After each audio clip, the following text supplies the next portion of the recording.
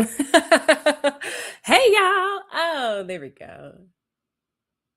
Okay, perfect. Hi guys. How are we today? My name is Amy Titus. I'm an intuitive and psychic development coach. And whilst we just had a little bit of technical difficulties, I assure you we are back in effect and ready to get into this live. This is one of my absolute favorite topics to talk about, and it's spirit guides, how to connect with them, how you know who you're talking to, if you have them, all of those things. But first, let me introduce myself. Like I said, my name is Amy Titus. I'm an intuitive and psychic development coach, and I help my clients develop and grow their intuitive and psychic gifts because we all have them at some level. And it's really a matter of tapping in, tuning in, believing in them, bringing our awareness to them, and then absolutely growing them and developing them. I also help people to embody and realize their own multidimensionality, meaning that we are multidimensional beings. And when we know that and we really start living as such, our entire experience changes. It completely changes the game. And honestly, it changes the operational rules that we're running by. And it makes things so much more dynamic and so much more fun. And also just it's how we're really supposed to be living, right? And then I also help people to stand in as their own spiritual authority, meaning that you truly believe that there is no intimate intermediary required between you and source energy, God, the universe, whatever you call it.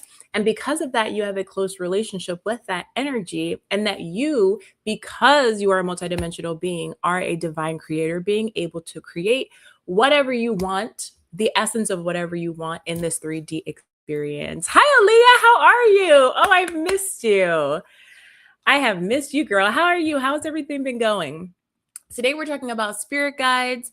And I'm just doing a little bit of an intro now. I just started multi streaming. So we're doing um, Instagram, we're doing YouTube, and we are doing TikTok today. So that's what we are doing. Yeah, so that's what I help people do in my coaching. Right now, we have an amazing community that we are building. It's called the High Frequency Tea Community, and it's where women who are wanting to develop their intuitive and psychic gifts, who are in their spiritual bag, in their multidimensional bag, where they can come and have community, talk about what's going on, talk about the experiences that are going on. And I will tell you, it is absolutely wild the amount of synchronicities that have been happening within the high frequency T community. Like, we're experiencing similar energies, we're seeing similar visions, similar spirit guides are coming online for us. It's really crazy. And for me, all of that really points to the fact that we are all so divinely guided at any point in time. I was thinking about this today when it comes to like the amount of people that you know on a personal level, like how many people you know or have even experienced in your everyday life, like throughout your entire life. What that's might be like 1,000 people total. When you think about the fact that there are 8 billion people on the planet, and that you really only come in contact with 1,000 or so people, like close proximity throughout your entire life, it's like all of these people are so divinely placed, right? It's there are no such thing as coincidences, I don't believe. And so it's like when you think about the fact that these women in the high frequency T community have somehow found each other on this big ass internet, come together and are sharing the experiences that are so aligned. It really blows my mind, but it also just lets me know how guided and protected we really are. Hi, the JC. How are you, girl? I'm so excited to see you tomorrow. I cannot wait, girl. I cannot wait. And also Pacific Tree Frog. Hi, boo. How are you? How are we doing today? How is everyone? What's new? How has everyone's week been? Today, we're going to be talking about spirit guides, and it's one of my favorite conversations to have. And I think that people really love talking about this because it's like a lot of us have experienced the energy being around us. We feel like beings are around us. And it's something that actually is really ingrained in us at a fairly early age because it's like we know about angels, right? We know about like protectors in that way. Regardless of how you grew up, there's always been these breadcrumbs around the different entities that are around us. And so when we really start to drill down and drill into like what these energies are, and how they and the kind of role that they can play in our lives, it can really help us have a better understanding not only of ourselves, of the 3D matrix that we're living in, our multidimensionality, but then when we allow ourselves to tap into and communicate with our guides, it really changes the game on what we're able to create, how we're able to feel, and all kinds of stuff. So we're going to get into that for sure. Pacific Tree Frog says, doing good, just here to listen and hang out. Nice to see you. Yay, I'm so glad you're here. Okay, so let's get into this. I talked a little bit about the high frequency tea community. Let me pull up my little notes here. Yeah, this week has been really interesting. I feel like for the last couple of weeks, the energy has just been so intense.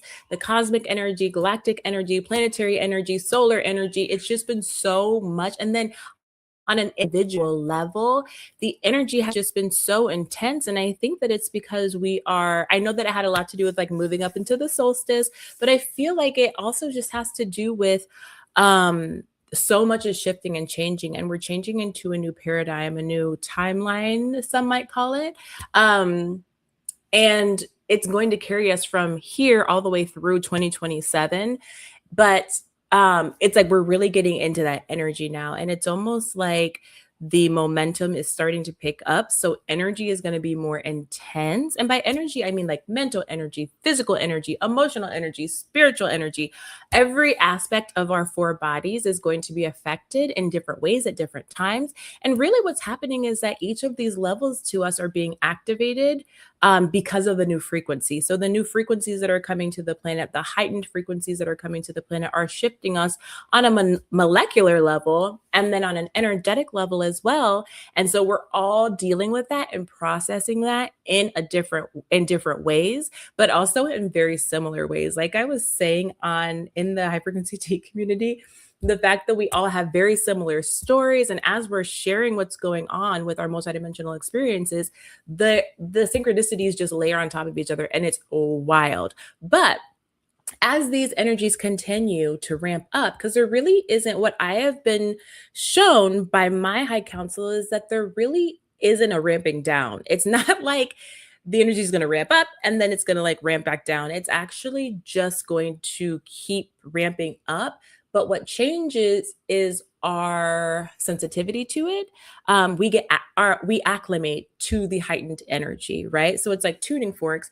When the energy of one raises, the other raises, and then they like find their balance. So that's more of what we're going to be experiencing. So it's just there's going to be more energy, but we're going to get used to it.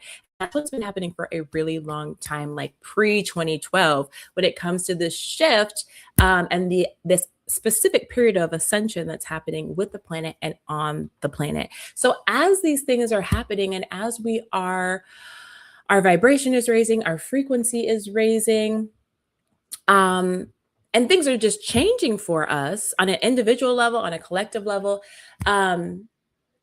things start to pop open for us. Our intuitive gifts start to pop open, our multidimensional aspects, gifts, and our awareness to our multidimensionality starts to pop open. And one of the things that can happen is that you get more sensitive and aware of your own spirit guide team, right? And it can be something that is a little bit startling initially, but as you get used to it, as you like work with them, as you try to communicate, and that's another thing I would say. It's like when we connect with our spirit guides, it's a trial and error. It's literally like two people. Oh my gosh, have you guys seen the movie The Hail Mary Project? It's this movie about the sun is dying. The sun is actually getting siphoned out by this very interesting bacteria something. And so Ryan Gosling goes on a trip to a whole nother star to figure out like what is going on or whatever. But he meets this extraterrestrial from Sirius, like a Syrian. And which I did not know that the movie was going in that direction, but you better believe I was here for it. As soon as all this started going down, I was like, this is a wild pivot from what I thought it was going to be, but I'm here for every single moment of it. And so you had these two species that both intelligent, right? And they had to figure out how to communicate with each other, right? So that's the equivalent of what we're doing when we're starting to speak with our spirit guides, because they're not only on a different dimension, but they have a different way of communicating at a different frequency. And then in the movie, once these two people learned how to, or these two beings learned how to communicate, it was like they naturally got each other. They naturally could understand each other with very little communication because there's so much, like the body language and the tone and all of these different things. But it's like when we're starting to communicate with our spirit guides, there is absolutely a learning curve and a time period that it takes so that we can effectively understand what is being communicated. Okay. So we have to make sure that we really give ourselves grace with that and starting slow, not expecting it to, just immediately click on, not expecting when we're channeling or communicating with our spirit guides, like we sit down one day, we've never done it before, and immediately it just sounds like somebody with a loudspeaker is just talking to us. We can't expect it to be that way because it definitely is not. And it takes practice, just like learning a language. I would say that it goes a lot faster than that. But it has elements like that. Okay. Pacific Tree Frog says, I can feel it physically when we go through strong energetic shifts, like planetary shifts. Absolutely. And the more sensitive that you are, and this sensitivity is something that if you don't feel like you're a very sensitive person in this way, but you're like, wow, I would like to develop that, you can develop your sensitivity. You can become more and more sensitive with your effort and intention and your belief, right? So it isn't one of those things where it's like, well, I don't know, I don't feel, I'm not sure, so I guess this isn't for me. It's just like building a muscle. Some people are more naturally tuned in that way, or more naturally sensitive, and that comes with its own bag of struggles. Like seriously. And some people are just and some people work it a little bit more, but we all have the capacity, and that's the most important part. Like we all have the capacity to be sensitive, to be able to distinguish and discern. It's just there's levels to it and there's a spectrum of it. Okay. Thank you, Sug, for joining. Brian Titus, I see you over on Instagram. Welcome. Let's see. A Fine joined as well. Hi, guys, over on Instagram. So good to see you. Let me know if you guys have any questions. Please drop them in the chat. My name is Amy. I'm an intuitive and psychic development coach, and we're talking about spirit guides today. Dr. S. Hi, Shabs, honey. It's so good to see you. Hello. Let me know if you guys have any questions. Shabs, if you have any of your amazing questions that you have, go ahead and drop them in the chat. And we will continue on. So yeah, when you are in the beginning stages of like, okay, I think I have a spirit guide, right? And maybe you read a book, maybe you saw a podcast, like maybe you're just like, oh. And the thing is, when it comes to anything with your multidimensionality, when you feel that little nudge, that little like poke of, hey, like that sounds interesting. That sounds like something I might want to lean into. That's your soul calling you forward to take a few steps in that direction. And that may not mean that you spend the rest of your life studying that, or that it becomes like this main pillar of your life, even if it's just a couple of days of just gathering a little bit of information, whatever it is. But that is your soul calling you forward in that direction to gather some information, some experience up to take with you and put in your bag, and to round out your experience a little bit more. So if you're like, I heard about spirit guides, I don't know if I have them, I don't know what steps to take, but I'm like interested in that. That's 100% a signal and a sign to be like, okay, let's dive into this. Let's see what's going on here and see what there is for me. Okay. So when you're first sitting down and you're like, okay, who's my spirit guide? A lot of times animals, because when, as a human being, when you are ready on that level, when you have that level of openness, your frequency shifts. Okay. Like it's like you're sending out a completely different beacon of energy. And so different beings will start to communicate with you. We were talking about this in the high frequency T community. It's like animal guides often come on first. Why? Because as human beings, we're very familiar with animals, right? Like that's not something that is like, an extraterrestrial or like a multidimensional being, or like something that our brain has a hard time wrapping around the reality of. Animals are very, very much a part of our experience as human beings. So animals might come in first as guides, and you might start seeing them. You might start seeing a specific kind of animal a lot, like more than you had before. Or maybe you see an animal that you have never seen before in a place like your backyard that's very commonplace, right? And maybe that animal keeps showing up, and you're getting these kind of nudges that seeing this animal in this way is actually a message to you. Okay. So that's one way that spirit guides can come in the form of animals, right? And whenever this used to happen to me all of the time at the beginning of my journey, and there were so many different animals. There were cardinals, there were chipmunks, there were blue herons. I have a specific connection with birds, but they come to me a lot and speak to me in different ways. Right now, hummingbirds come a lot and roadrunners come a lot. I was going through, actually about a year ago, I was going through a pretty difficult time, and there's this roadrunner that would literally run across the stone fence or barrier in the back of my yard. And I was like, being from Indiana, I'm like, I've never seen a roadrunner before. This is wild. And it kept coming back. I would see it like running across the line of the roof and then like jumping onto the fence. And again, I had never seen this particular roadrunner in my home before. And then we kind of were moving through this situation, this that was very hard mentally and emotionally. And then eventually this roadrunner left or like never came back after this situation was over, right? And so that roadrunner had very specific messages for me. So I would kind of sit and contemplate and connect to it energetically and just mentally uh and then go into the field and just ask it, like what, even when it wasn't there, what messages do you have for me? And I would get some really profound things. Okay.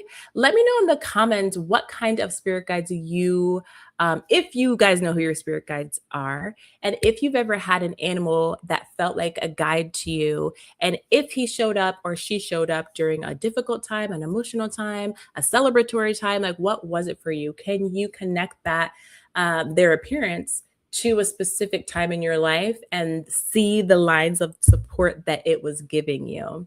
Over on YouTube, Mike Michael says, "Hello, Queen. Hi, Mike. How you doing? Thank you for joining us today. I'm multi-streaming to YouTube, TikTok, and Instagram. So thank you so much for stopping by and saying hi. Let me know if you have any questions or comments around the topic of spirit guides and yeah, let's keep it moving." A lot of times, as we are developing, as we're starting to open, as we're starting to reach out into the other dimensions with our energy, and that's really what it feels like to me, right? There's an opening and then a kind of just reaching, like a receptivity that happens because we are all receivers and transmitters of frequency. And so when we tune into that, pun intended, and we really lean in, feel the energy that we're putting out, and then just it's like opening up your ears in a sense to listen to what's going on in a way that you can like feel and experience, okay? So most of us, when we are first opening ourselves up to the ability to be able to communicate with spirit guides, that transmitter and that receiver it's turned down, right? That potency is turned down. And with practice and with evidence, that starts to turn up the receiver and transmitter. So it's like it's easier to hear and it's easier to communicate, to understand the signal that we are pulsing out. And that specific skill takes practice for some people. Some people, like I was saying, it's very natural for. And I believe that it's natural for everyone. It's just that it gets conditioned out of us as kids because it's like a muscle that you don't use and it starts to atrophy. But as we're getting that muscle back into shape and we're starting to use it more and we're reconnecting those nerve signals and all of that, one of the best things that we can do is sit, right? And this is where your spiritual practice comes in. It can be meditation, it could be awareness, it could be mindfulness, it could be walking, it could be some kind of art. But whatever you do to connect in with energy, your own energy and the energy of source energy, whatever you do for that, making sure that you're taking time as often as you can, whether that be daily, weekly, monthly, to intentionally sit and try to reach out, try to connect with your spirit guides. And really, that's all that you need to do. One of the misunderstandings is that our belief isn't enough, our intention isn't enough. And those are the two most powerful things that we have in our spiritual experience. Way more powerful than any physical action that we could take, way more powerful than anything that we can do mentally outside of believing, because belief and intention are your emotion and your mental bodies together. Okay. And it creates this really, really powerful force. And when we focus that energy on the thing that we want, we're really able to create momentum. So when we're sitting there and we're thinking about the fact that we want to communicate with our intuitive guides, that our guides or multidimensional beings, or even our highest self, right? Our intention of wanting to do so and opening ourselves up and then trying to clear our mind from any mind chatter, any doubt, anything that's saying like, you're crazy, why are you doing this? You can't hear anything, there's nobody there. And really just leaning into the energy of our heart, moving our consciousness down to our heart chakra and just sitting there and being open to whatever there is to experience. When I first started, I definitely was trying to force it, right? I definitely was like, what did I hear? What did I hear? And a lot of times it would just be my own brain, right?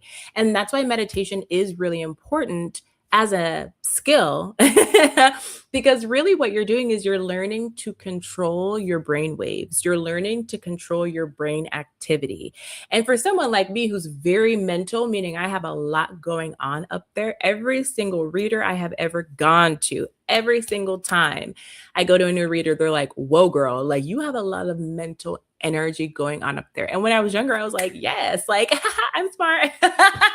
But now, like as I got older and wiser, I'm like, no, girl, that's a lot of mental chatter. That's a lot of static. That's not a compliment. And there's a lot of power there, but it's like you have to understand how to use it and you really have to harness it, kind of thing.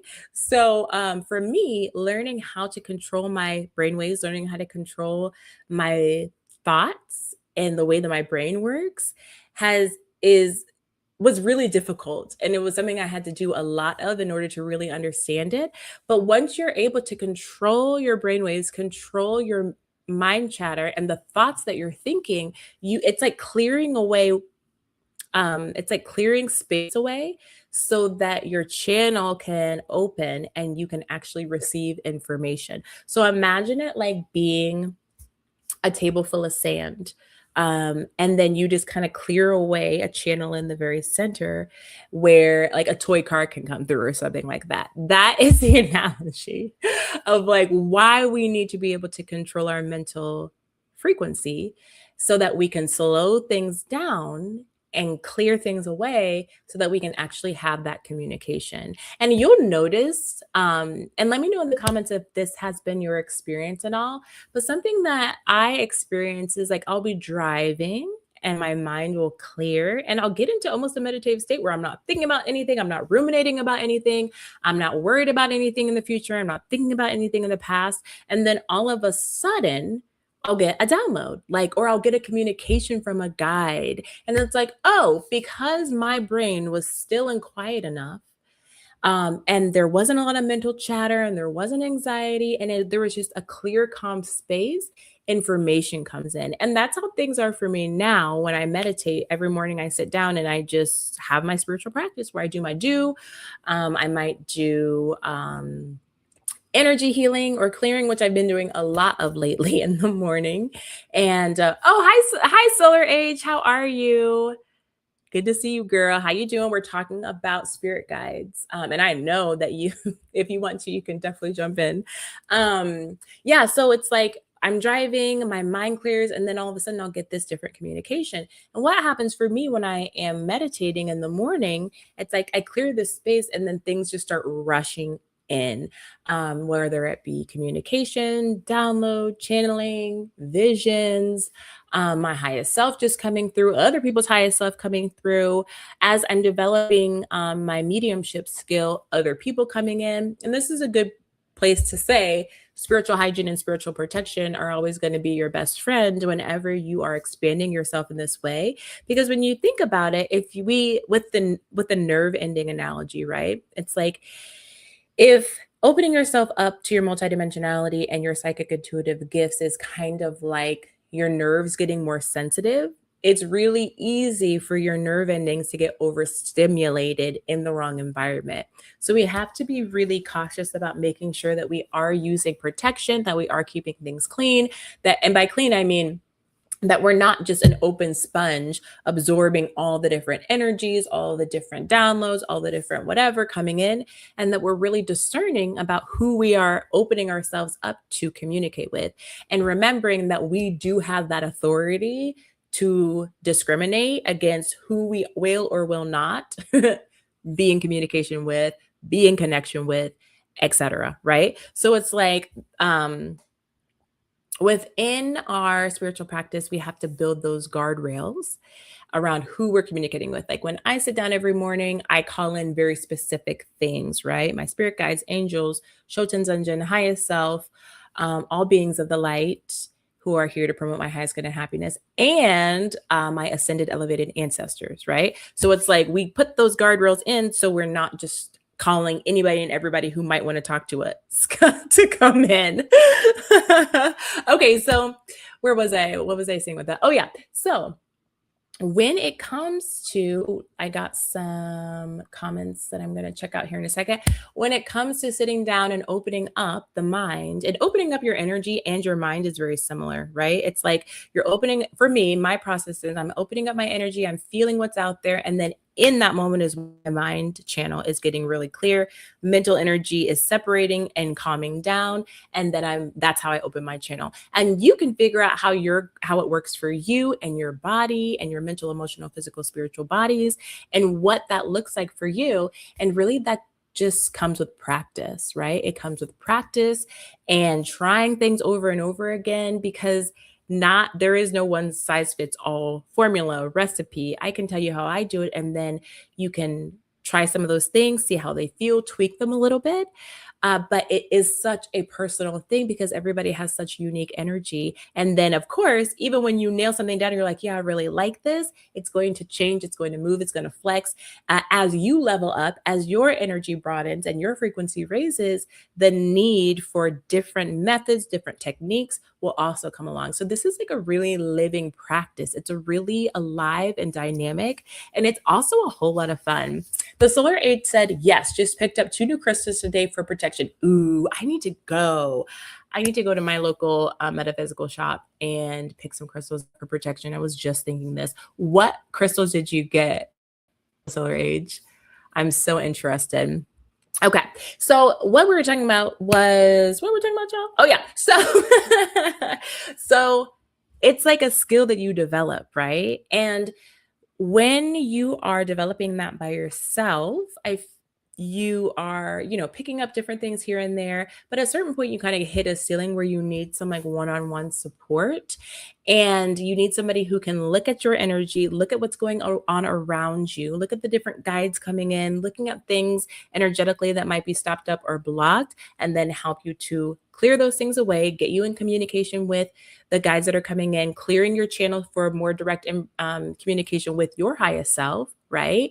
And to give you some practices and tools to get you on your way. But when we're watching content is created for the masses. It's created for everyone. When you get to a certain point, and you'll know when you're there, you need some one-on-one support to help you continue your path in a way that is so personal for you. And that is what I do in my one-on-one psychic development coaching session. Okay. So if you're like, yeah, that one-on-one sounds amazing, that feels like something that I need, I definitely have that available for you. Okay. The Solar Age says Tiger's Eye, love Tiger's Eye. Bloodstone, love Bloodstone. It's absolutely, absolutely beautiful. I got so many like little small pieces. Oh, and you got necklaces. I know, isn't that so fun when you kind of, because I feel like this is every frequency girly's journey. It's like you start with the little like tumbled stones, like the shiny little crystals or whatever, and then you graduate to like larger pieces and larger pieces, and then you're like, okay, let me get some jewelry, and then it's like, it's just so it's such a journey. I have so many little tiny crystals, and I've actually started like giving them to my son, and I use the term give them loosely because he just takes them and always has. He's always just taking the crystals off my desk and like off they go. And then I go to clean his playroom and there's like a million different crystals everywhere. I'm like, it could be worse. It could definitely be worse. The JC says, I've been on a hunt for a crystal necklace in my city. Now, what kind of crystal? Do you know yet? Or are you gonna like get in there and like see what calls to you? The Solar Age said, also just bought a gold sandstone. Love that. An Indian agate, both bracelets. Love, love, love that. I've been on my moss agate for a while now, but I can feel that like it's time to move on, if that makes sense. Like for me, the way the crystals speak to me, and crystals are guides as well. Like crystals are one of my favorite things ever because they're so accessible and people are just drawn to them. And there's such an ancient reason why that is. Like it's our cellular ancestral memory of what crystals are in our lives and have the power that they contain and the processing power that they have. Like we know that intuitively and inherently. And so it's people are just so drawn to crystals for that reason, not just because they're pretty and they're shiny, but it's like, people all over. Like I remember my dad before he really got into his multidimensional bag, like always like really in that thing. But before that, he always loved crystals and rocks, right? Even if it's not a quote unquote like crystal that you would buy at a metaphysical shop, like just rocks, right? Whether it's limestone, sandstone, like whatever it is, all of these have matrices inside of them that hold information, carry information, are codes for us. And I think humans in general are just really attracted to that, even when it's like mainstream says, oh, there's nothing to it and this and that. It's like we know the truth, right? The Solar Age said, oh, I already got that one. Solar Age says, I have to wear mine in jewelry form or else I'll lose these little guys. Yeah. Yeah. I put them in my pocket sometimes. I like throw them in my purse sometimes. Or I just set them over in my little meditation corner so I can like pick them up and kind of move them. But at a certain point, yeah, they're just everywhere. They get lost a lot. They're everywhere. My son is so funny. So we've been taking him hiking since he was a literal infant. My husband would just strap him onto him and we would be going hiking. And as soon as he got big enough to walk, he just like would start picking up rocks and like putting them in his pockets. And his dad also is like that and has always been like that, where he just like loves rocks, rocks, rocks, rocks, and like the most ordinary ass rocks that you've ever seen. And they just like put them in their pockets and bring them home. And then we have multiple rock gardens on different sides of our houses. So I end up gathering them up and like taking them and just dropping them in the rock garden, because it's like we don't need just a house full of rocks, y'all. Like I love you, but like let's keep it together. And then every time that they come home from a hike by themselves, Cedar is like, here, mommy, I brought you this rock. And I'm like, yay, that's amazing. Recently when we went on a hike to Snow Canyon, which is, there's a lot of like ancient volcanoes around here. And so Cedar was absolutely mind blown about all the lava rocks, and like, because you can see where like the lava was flowing and then hardened and then like over thousands and thousands and thousands and thousands of years like broke up. And so he was just like shoving these rocks into his pocket. And I was just like, oh my gosh, like I don't want to say no, don't do that. But also, let's let's save some rocks for the park. Yes, but when it comes to crystal, like these are our guides as well. Each of them have their own structure. Each of them has their own medicine. Each of them has their own ability to not only heal our bodies, to get our spiritual bodies and the grid of being a human, that to realign that and to get us into a divine alignment. But all of them have different healing properties as well. So, and you can use them as ways of communication, communicating with multidimensional beings. And also, if you can use them as a conduit for communication that's coming in. Think of them like an antenna. Okay. Yeah, let me get into these comments a little bit. Let me know how this is resonating with you guys. Let me know So right now we're talking about crystals and how they can act as a spirit guide in and of themselves. Let me know what your relationship with crystals are. Let me know how long you have been using crystals, even if it's just like I buy crystals and I have them in my house or I hold them. Let me know what that is like for you as we continue this conversation on spirit guides. For those of you who are just joining, my name is Amy Titus. I'm an intuitive and psychic development coach, and I help people to develop their intuitive and psychic gifts and lean into their multidimensionality, lean in and embody the fact that we are all multidimensional beings, that this human physical experience is not all there is to us. And there is a huge part of us that is non-physical. And when we start to get to know that aspect of us, when we start to utilize that aspect of us to create the lives and realities that we want, our entire lives change, our perception changes, our understanding of our purpose changes. And it's something that just keeps evolving and opening up to greater and greater levels. Yeah. Okay, let's see. Solar Age asks, which crystals are y'all currently using and how is it helping you? Exactly. Exactly.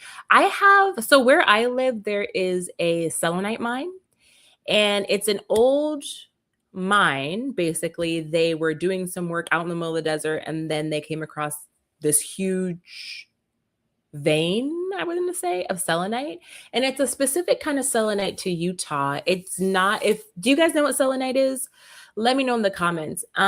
This is, most selenite has a lot of striations, like a lot of lines, and it's kind of translucent. And the selenite in Utah is very transparent. It looks like a block of glass, but there's sheets to it and levels and layers, and it's really, really special. And I went to that mine and got a ton. Like, I bought so much, and most of it's just hanging out in my garage right now. But in my mind, what I was going to do is create some kind of like chandelier, small ones and large ones, so that the light could like come in and like reflect out and all of that stuff. It's really beautiful. And I still have that in my mind as something that I want to do. But that selenite, that Utah selenite, is very, very special to me. And I have it all over my house, and I use it every single day. And it's just really, really powerful for me, which makes sense because I moved my ass out here with for no reason and landed in Southwest Utah. So it's like it makes sense that things that are specific to here call to me. Pacific Tree Frog said it's a type of mica. I love that stuff. I know, isn't it so powerful? Do you feel like it's powerful? And what do you use it for specifically? I use it for cleansing, like clearing, and to raise the vibration of it. So for me, it's almost like a Palo Santo, where it's like clearing out negative, dense energy, and then it's raising the vibration as well.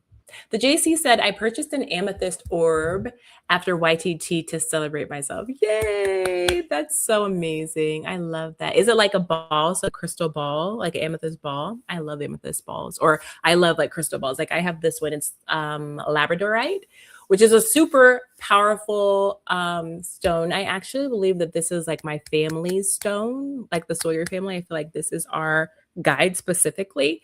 And it's really cool because it's like this dark black, brown, dark blue, but then it has these areas of incandescence or iridescence, I mean.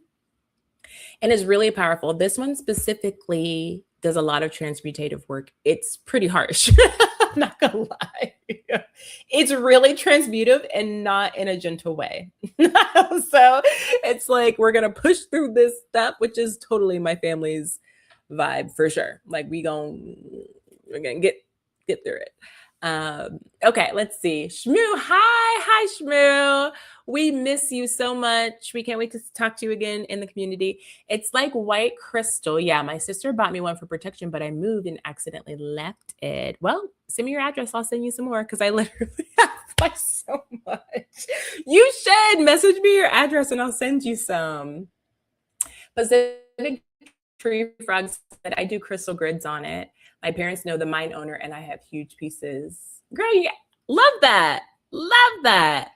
Yeah, I don't have super big pieces. I think my piece, the biggest one that I found is like this big, which is not that huge, but it was big to me. I was very excited because it's not, there aren't a ton of huge pieces. It's always been my dream to have a piece of selenite that was literally like 10 feet tall and two of them, and like literally put them outside of my house on each side of my door. Like, dang, paranoid much about negative energy? Oh my gosh. Okay. Yeah, I would love that. That's so funny. Okay.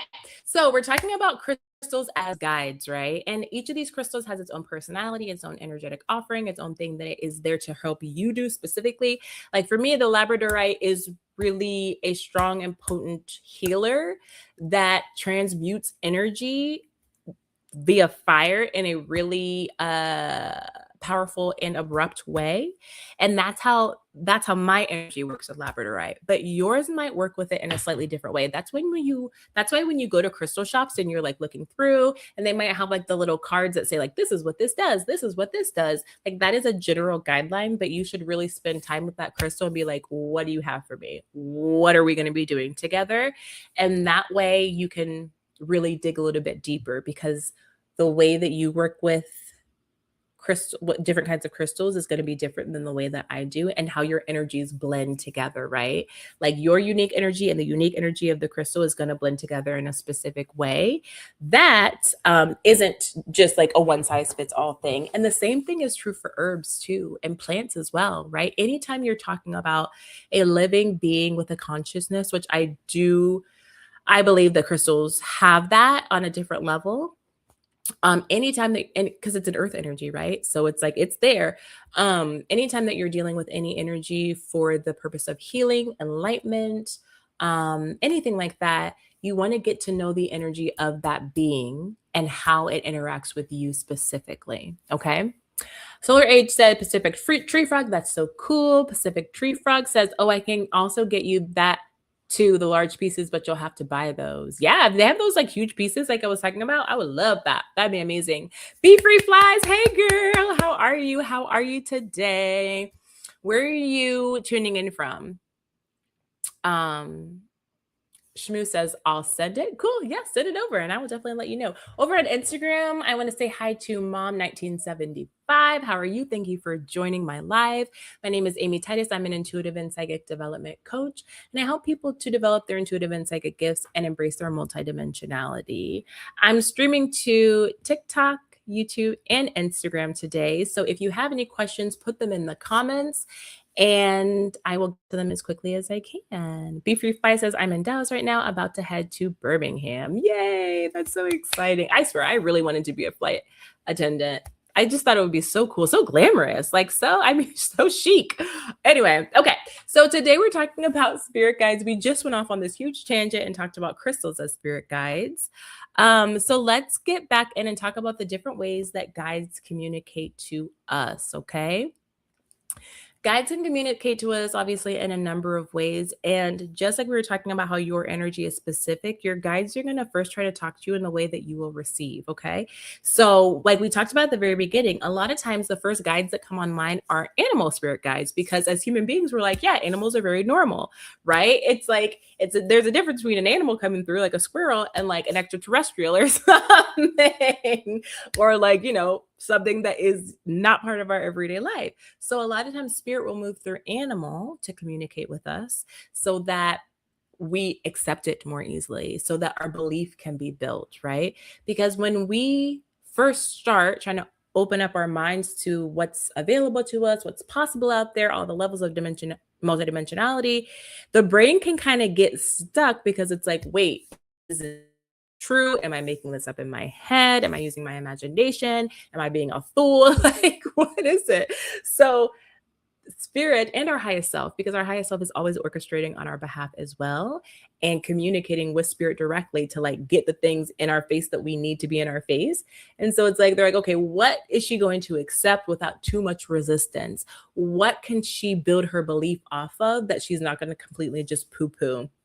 And so spirit guides in the form of animals can come through first, because it's something that we can relate to and that we can really believe in, right? And also spirit guides as or animals as spirit guides is something that we have heard about a lot in our humanity through all different traditions and belief sets and all of that. So it's not that far outside of our realm of being able to understand. So they come through animals. Another thing that people have that people experience is like numbers. And that's another thing that the brain can chew on, right? It's like, okay, what is the possibility or probability that I'm seeing the same number sequence multiple places that I go throughout the week for multiple weeks straight, right? So it kind of starts to break apart the cynicism or the disbelief of something else is going on behind the scenes. This at this point, it can no longer just be a coincidence.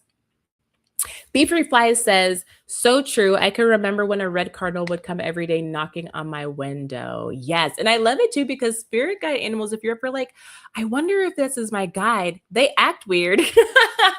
Spirit guide animals act weird. They do not act in the same way that like your average run of the mill other animals do that you have been experiencing your whole life, because it has to act in a way that's going to get your attention, right?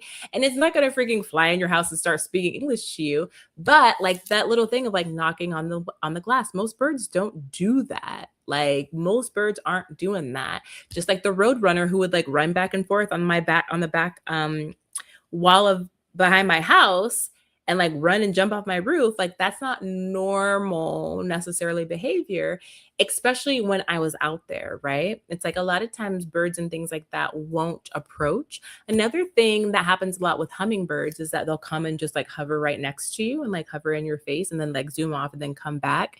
That's another way. And it's like they're just trying to get your attention. They're trying to, in a way that like you cannot deny, but without scaring you, right? Because spirit never wants to scare you. It never wants to startle you. It wants to walk right up to that line where it starts to shift your mind, shift your experience, activate you, like open up new channels of brain activity, but never push you to the point where you shut down. Okay. And that is one of the difference between spirit guides, right, and other things, because there is a differentiation there. Not everything that is multidimensional that you may come in contact with is your spirit guide, right? Although it's funny, I was thinking about this earlier because it's like we say that, but there is a way of thinking where it's like every person that you come in contact with is a teacher and a guide in some way. So it's like every multidimensional being that you come in contact with, is that really a guide or a teacher? Probably, right? But for the sake of this conversation, we'll just say, every multidimensional being that's out there is not a specific guide to you. And so your spirit guides are really wanting to be gentle with you in a way so they can bridge that line of communication, like what we talked about at the beginning, so that there could be a free flow of communication going back and forth. It can be instantaneous, it can be on demand. So they're never going to want to scare you to the point where you shut that down.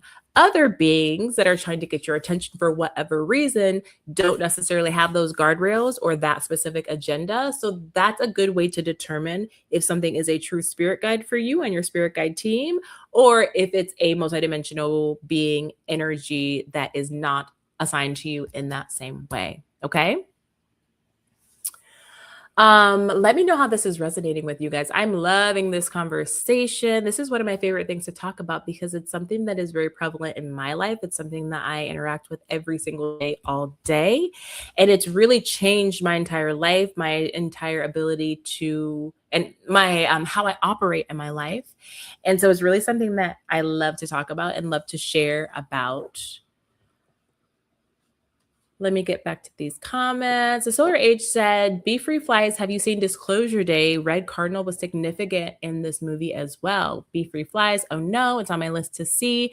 And Be Free Flies says, how can we ask for clarification to ensure it's a sign?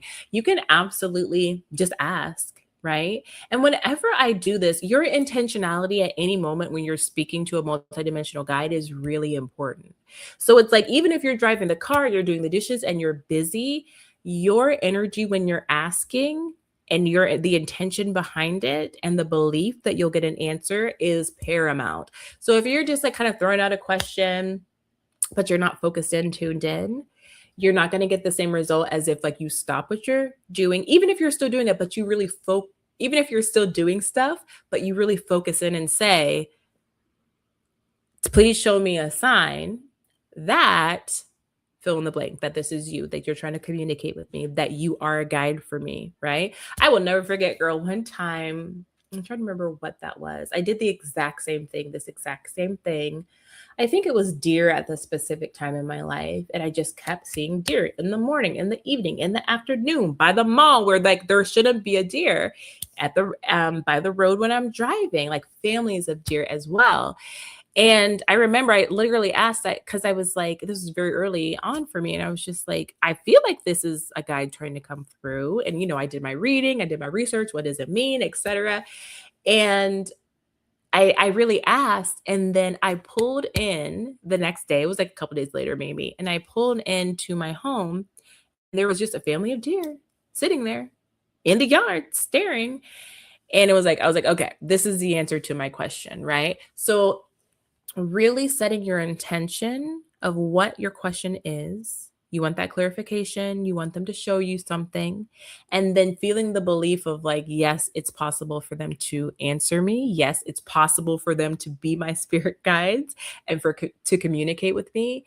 And then that's all you need. At the beginning, we talked about the power and potency of intention and belief in everything that we do, but especially when we're leaning into and building out our multidimensionality and our intuitive and psychic gifts. Let me know if that answers your question, Be Free Flies. And then Shmoo says, an elephant keeps popping up randomly at places like pictures or clothing after asking to show one. Exactly. And isn't that like so amazing? It's amazing how these things happen and they're so far outside the realm of probability. And we're just like, okay, like I get it. All right. So let's talk about the different ways that guides can communicate with us. We talked about signs and synchronicities, repeated numbers, animals, of course, songs, dreams as well. A lot of times we'll get symbols inside of our dreams. And some people remember their dreams, some people don't. Sometimes people remember their dreams and then they don't other times. Dream state is something that's really powerful to tap into. And it really depends on your sleep quality, like what dreams are like for you. But if you have access to your dream state like that, like if you lucid dream even, or if you travel in your dreams, meaning that you're in like first person, because dream state, there's a lot of different ways we can experience that, right? Sometimes it's like we're watching a movie happening in front of us where we're seeing other characters and ourselves playing things out. Sometimes we are in it as first person. Sometimes we have control over what we're doing, and sometimes we really don't. So depending on the flavor of your dreams and how you interact within your dreams, you can really use dream state as a place to communicate with not only spirit guides, but other people. You also can use it as a place to gain information in a conscious way. Everybody, when they sleep, they travel to different levels of the astral planes. They travel to different places and to different dimensions and all of that. Sometimes we go to different places to learn things, to integrate things, download more information, sync up with other people, all different kinds of things, right? Our expansion continues even when we're asleep. And we can get some really powerful shifts just by using our dream state. Let me know in the chat, what is your dream state like? Are you somebody who lucid dreams? Are you someone who doesn't really have control over your dreams, but you notice a lot of things happening? Are you someone who doesn't remember your dreams at all? I remember for me, when I first started feeling like I was downloading a lot of information during my sleep, because I've always been a really troubled sleeper. I have always been a really troubled sleeper. And I'm just now, I think it's just because like too sensitive, too much of a sponge, too much, like just too much stimulus, too much mental chatter all the time. And I feel like as I've really started to work on regulating my nervous system and working on my mental space, I've been able to fall asleep more and have better sleep quality. And then, of course, I had a child. So, oh my God, I was reading about sleep deprivation and about how it messes with you so much that you are never the same afterwards. Like you never really, once you hit sleep deprivation, which I know I did as soon as my son was born, like you never really recover from it. I'm like, well, I'm screwed. Cool. Might as well just give up. But yeah, so let me know about what your dreams are like. Let me know. Let me know. Let me get into these chats. Honorable Waterfall. Hey, girl. Good to see you. I'm so glad you're here. So glad you're here. Be Free Fly says, you answered my question when I asked for signs before your TikTok came up a month ago. Oh, yeah, that's right. I remember that. That's so special. It really is. And when you asked for it, you and I forget if we were doing a monthly live or what it was. We were like, spirit be spirit, and like spirit. It's so powerful when you ask and you believe. It's amazing what shows up. And even that thing that you just shared with me today about what your ancestors said, girl, it's like where there's a will, there's a way, and where you ask. And that's like a whole nother conversation that I would love to get into just when it comes to working with ancestors and guides in that way, which we might get a chance to today, because I think it's really important, because working with your guides can feel like just kind of like this ambiguous thing, kind of like a party trick or something that we just do. But let's talk about like what actually happens in your physical experience in your life when you start working with your guides on a regular basis. So let's get into that in a little bit. Honorable Waterfall says, hi, Amy and Aw. Hey, boo. Okay. The Solar Age says, Tanya, hey. Pacific Tree Frog says, I am very lucid when I sleep. What is that like for you? Pacific Tree Frog also says, and sometimes I think some of my dreams are past life memories based on how I interact with them. Absolutely, absolutely, absolutely.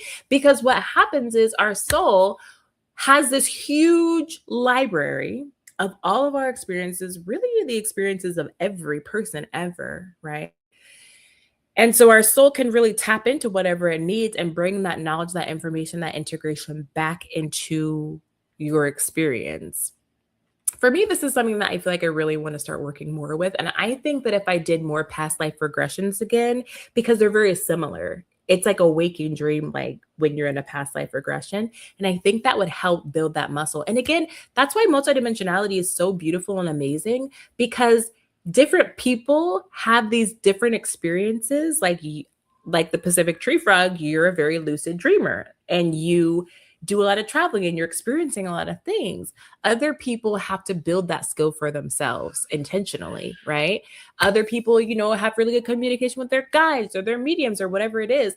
There's like such a huge spectrum of different gifts multidimensionally, and everybody has a little bit of something, right? The Solar Age, I write in my dream journal as soon as I wake up, or else I'll forget the dream in about 10 minutes. Yeah, I feel like that is a very common experience. How long have you been writing in your dream journal? Pacific Tree Frog says, I can control my dreams when I'm lucid. Sometimes I don't lucid dreams. Yes. Sometimes, very rarely, I'm lucid dreaming, but there's always things that I can't do. So I don't hit the pinnacle of it. Like I'm controlling myself up to a point, but then I'm like, oh, I'm trying to fly, or like I'm going to jump off this building, or I'm going to punch this guy, and I can't. I went through a whole period where I would have dreams that I was like fighting people, but I could never control myself. Like I could do certain things, but when it came to like defending myself or something like that, it would be like I'd be trying to punch or run away, and I couldn't. So, I don't know what that's about. Hi, Katie Sawyer. Welcome to the live. How are you? I miss you. I love you. Amy1 Hallie 79 also joined. Hi over there on Instagram. My name's Amy Titus. I'm an intuitive and psychic development coach, and I help people to tune into their multidimensionality and embody that in their lives. And today we're talking about spirit guides. We're talking about how to interact with them, what they look like in our lives, whether that be animals, whether that be multidimensional beings, whether that be family members, and what that means for us and how to navigate that. Okay, I'm getting into the comments here. We're talking about dreaming right now, actually. I don't even really remember how we got on the topic of dreaming. But, I think maybe we're talking about signs. Oh, we were talking about the different ways that we are communicated with by spirit. Okay. And so we have signs and synchronicities, maybe repeated numbers. People call them angel numbers. And then we have things like our dreams, where spirit can actually come through and have conversations with us, can impart information with us. And even if we don't remember them, that's still implanted in our subconscious mind, in our energetic field, right? Um, Be Free Flies says, at the solar age, I need to start doing that. My dreams are vivid, but I forget and don't write them. The solar age says, they say when we dream of ourselves in a completely different time period, it's from a past life. Pacific Tree Frog says, I become lucid when I dream of a bathroom or using a cell phone because of how they are not close to reality. The phone I can't call, the bathroom. The phone I can't call, the bathroom is nasty, dirty always. Interesting. I would love to have a deeper conversation with you on that. We should definitely talk about that next week at the live, because I think that that would be a good space for you guys to like share these different things, because that's so interesting, Pacific Tree Frog. The solar age says, at Be Free Flies, oh, I love it. So many downloads come through when writing out my dreams. Yes. And isn't that just so interesting? It's like what the mind does, because what happens is when we dream, our spirit, soul, consciousness, whatever you want to call it, exits the body and then plugs back into source, okay? And goes, like we were talking about, travels different astrals, different planes, different dimensions. And so it's gathering all this stuff, but when it comes back into the density of 3D, it loses a lot. And then it's like our mind starts working as soon as we wake up, and the imprint of whatever we experience just is like, gets lighter and lighter and lighter until it kind of like goes away, okay?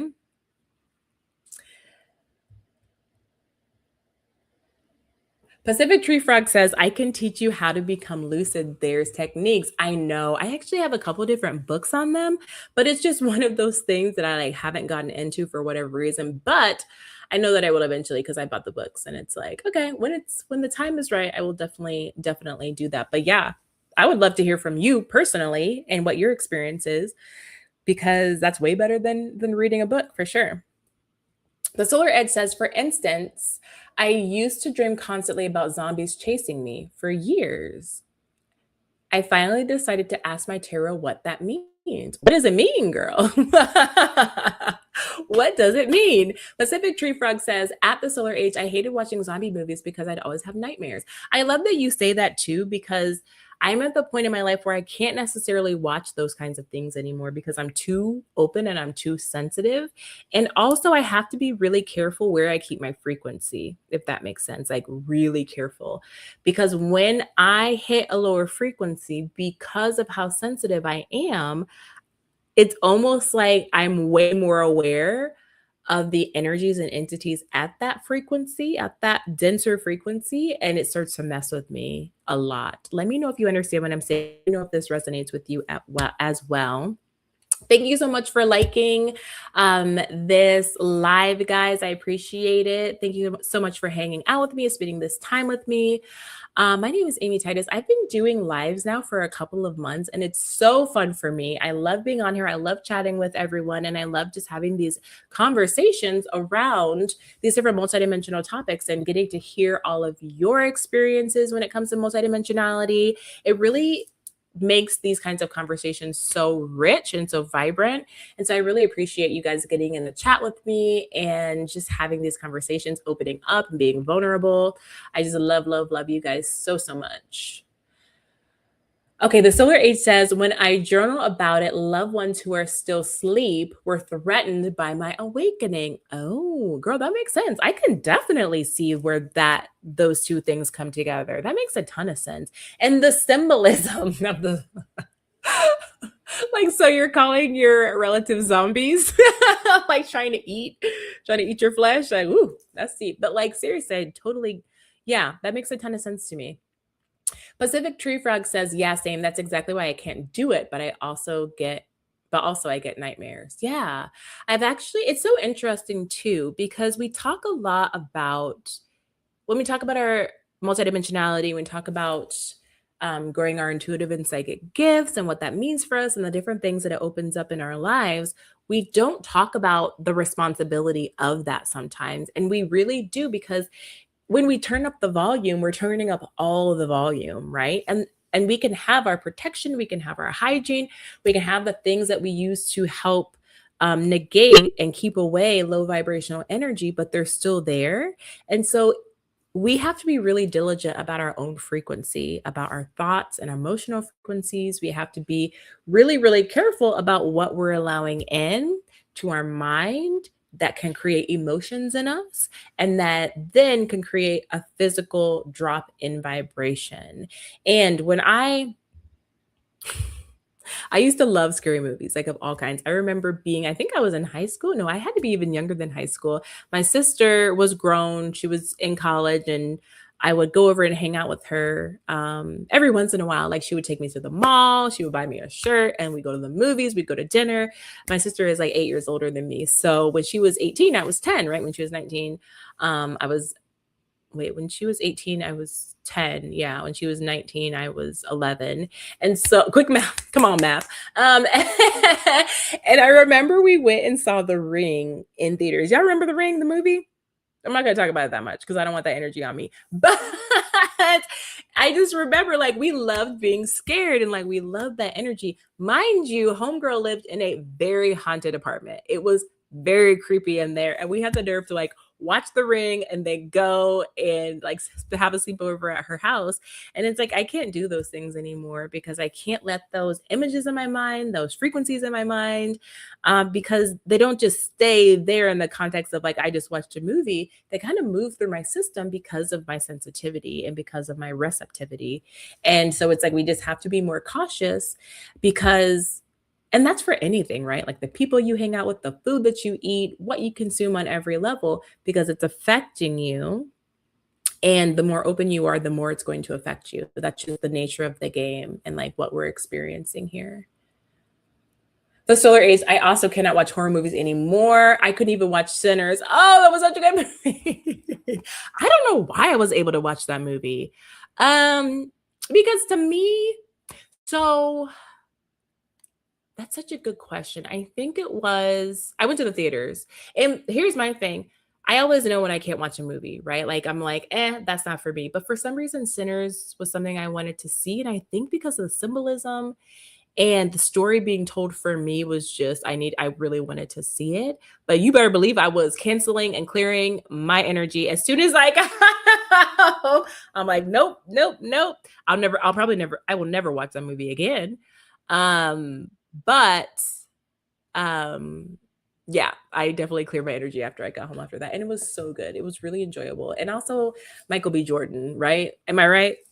That's all that needs to be said. Okay. The Solar Age says yes. Pacific True Frog, LMAO. Yes, I remember The Ring, but never saw it. The Solar Age says, I can't even watch movies about Black trauma anymore either. My energy is done with seeing that. I understand exactly what you mean, girl. Woo! And that's a completely other thing as well, because it's like, this is a completely different conversation. And I'll make it a broad one, but when there's programming and collective energy around something that used to really cause a lot of momentum in your energetic offering, whether that be anger, frustration, whatever it is, right? And this could be anything for anybody. But once you get to a certain level, you understand what it's doing to you on an energetic level. And you're like, nope, I'm not participating in that anymore. That's why. Exactly. Pacific Tree Frog said it's re-traumatizing, I think. It's digging at the same wound. It's activating this part of you that feels a certain way or that has experienced certain things or your family has experienced certain things, your lineage, and that's real. That's real AF. But we have to choose what energetic offering we're going to be living in, what frequency we're living in, and we can decide to either keep beating the same drum of that or not pay attention to it, especially when they're using it as a device to siphon energy and emotion from us, right? It's like there's a reason. And even on, how do I say this?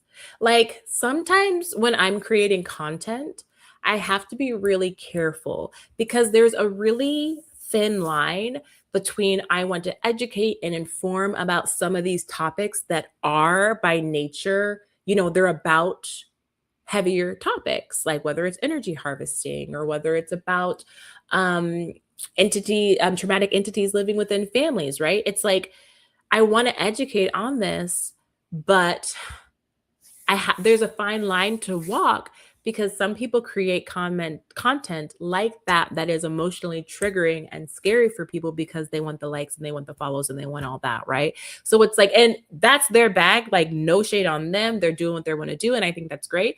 But for me, I want to make sure that I'm not beating the drum of something that's going to cause negative emotion in people just for content's sake. You know what I mean? And it's like, of course, we're educating, we're letting people know, people are getting in the comments and they're like, I feel this way too, or whatever.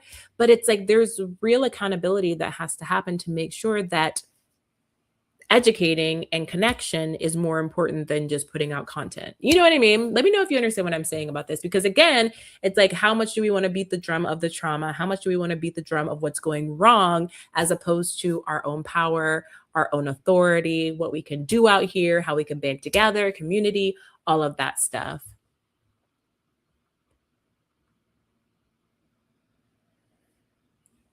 Okay, so let's continue to talk about. I love the tangents. Love the tangents. Let's talk about. Okay. Oh, another way that guides can communicate, right? Repetitive thoughts. And I'm not talking about ruminating thoughts or negative thoughts, because that's something different, but like the same thought over and over that feels expansive. Even if it's something like, I want to go to this specific place. I want to go to Mexico City. Um, I want to go do this over here. Mexico City, this, Mexico City. You like, and it's just like it's popping up. I'm seeing signs. People are talking about it. Like that's another way. These repetitive thoughts that just keep coming in at different times. And again, your guides can always. One of the ways that you can differentiate whether it's your own mind or your guides talking to you is your own mental energy. And I talk about this a lot. It's like we have to get to the place where we are so familiar with our own physical, mental, emotional, and spiritual bodies that they are so familiar to us that we know what state they're in at any given time. Okay. So I know that my guides can come in when my mental energy is calm, relaxed, and open, right? Like my mental waves are like, they're not going like this. They're like very open and wide, because then there's space for downloads and channelings to come in. So if I'm sitting there and my mind is going 1,000 miles an hour, I'm ruminating, I can feel that my emotional body is low, like low vibrational, I'm in a bad mood. The information coming in is not going to be from my guides. You know what I mean? The information, the thoughts in my head are not going to be channelings from high vibrational beings, right? Like that's on it. They might be thought forms from lower vibrational places or lower vibrational thought forms that are just floating around out there. So it's like paying attention when you are wanting to communicate with your guides, your highest self, whoever it may be, paying attention to what state your bodies are in can really give you a big clue as to whether or not the information coming in is actually channeled information or not. Let me know if that makes sense for you guys. And then let me know, when it comes to understanding your own mental energy, where are you with that? When it comes to understanding your own emotional, physical, spiritual energy, where are you guys at that? And do you feel like you have a good hold on that? At any given time, you can stop and say, like, this is where I'm at? Or do you feel like it's something that you're still building for yourself? All right.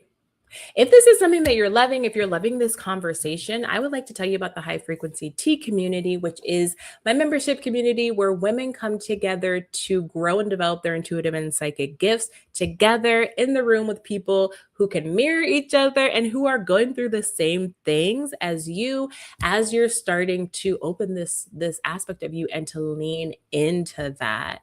The first month is completely free, and then after that it's $29 a month. And every month we have two lives where we do one is that is a steep session where we do a deep dive on a metaphysical and multidimensional topic. And then the second one is a time where we get together and we really just chit chat about what our experiences are, what's been going on collectively, energetically. We share different things that we've been experiencing. And it's a really great time because when we're able to have these kinds of conversations with each other and we can mirror each other and what's going on, it's so much easier to build that belief I was talking about around our own our own experiences. When we're having these multidimensional experiences and we're just having it alone in a silo, it's like, I don't know if this is real. Am I making this up? What is this? But when we can talk even a little bit, like through the threads, through a live, and say, yes, this is what happens to me. And then somebody else can jump in and say, yeah, it happens to me too. This is my experience. It builds bricks of belief that create our ability to connect deeper and deeper and deeper. And ultimately, we form deep and lasting self-trust of our experiences and our processing of that experience. So if this sounds like, absolutely, I love this conversation, I love where everything is going, and I want more of this, more in depth, more private and personal, not on, social media, definitely check out the High Frequency Tea community, okay? All right.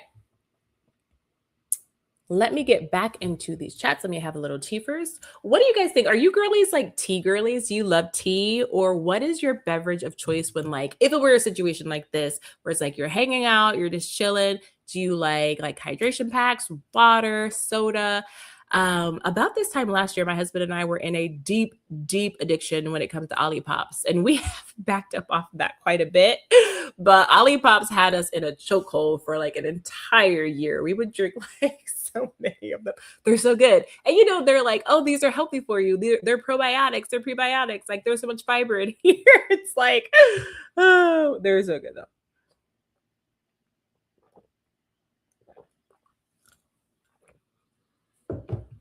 All right. In the comments, let's see. The Solar 8 says, how do you know what's a negative thought and what is a prophecy? Love this question. Thank you for asking it. I think the difference is like what we were talking about when it comes to understanding your mental activity. Because, and this is for me and for most of the people that I have worked with and people who have worked with me, this is a thing. Like, this is like a guiding principle. And of course, everybody's unique and everybody's going to get information differently.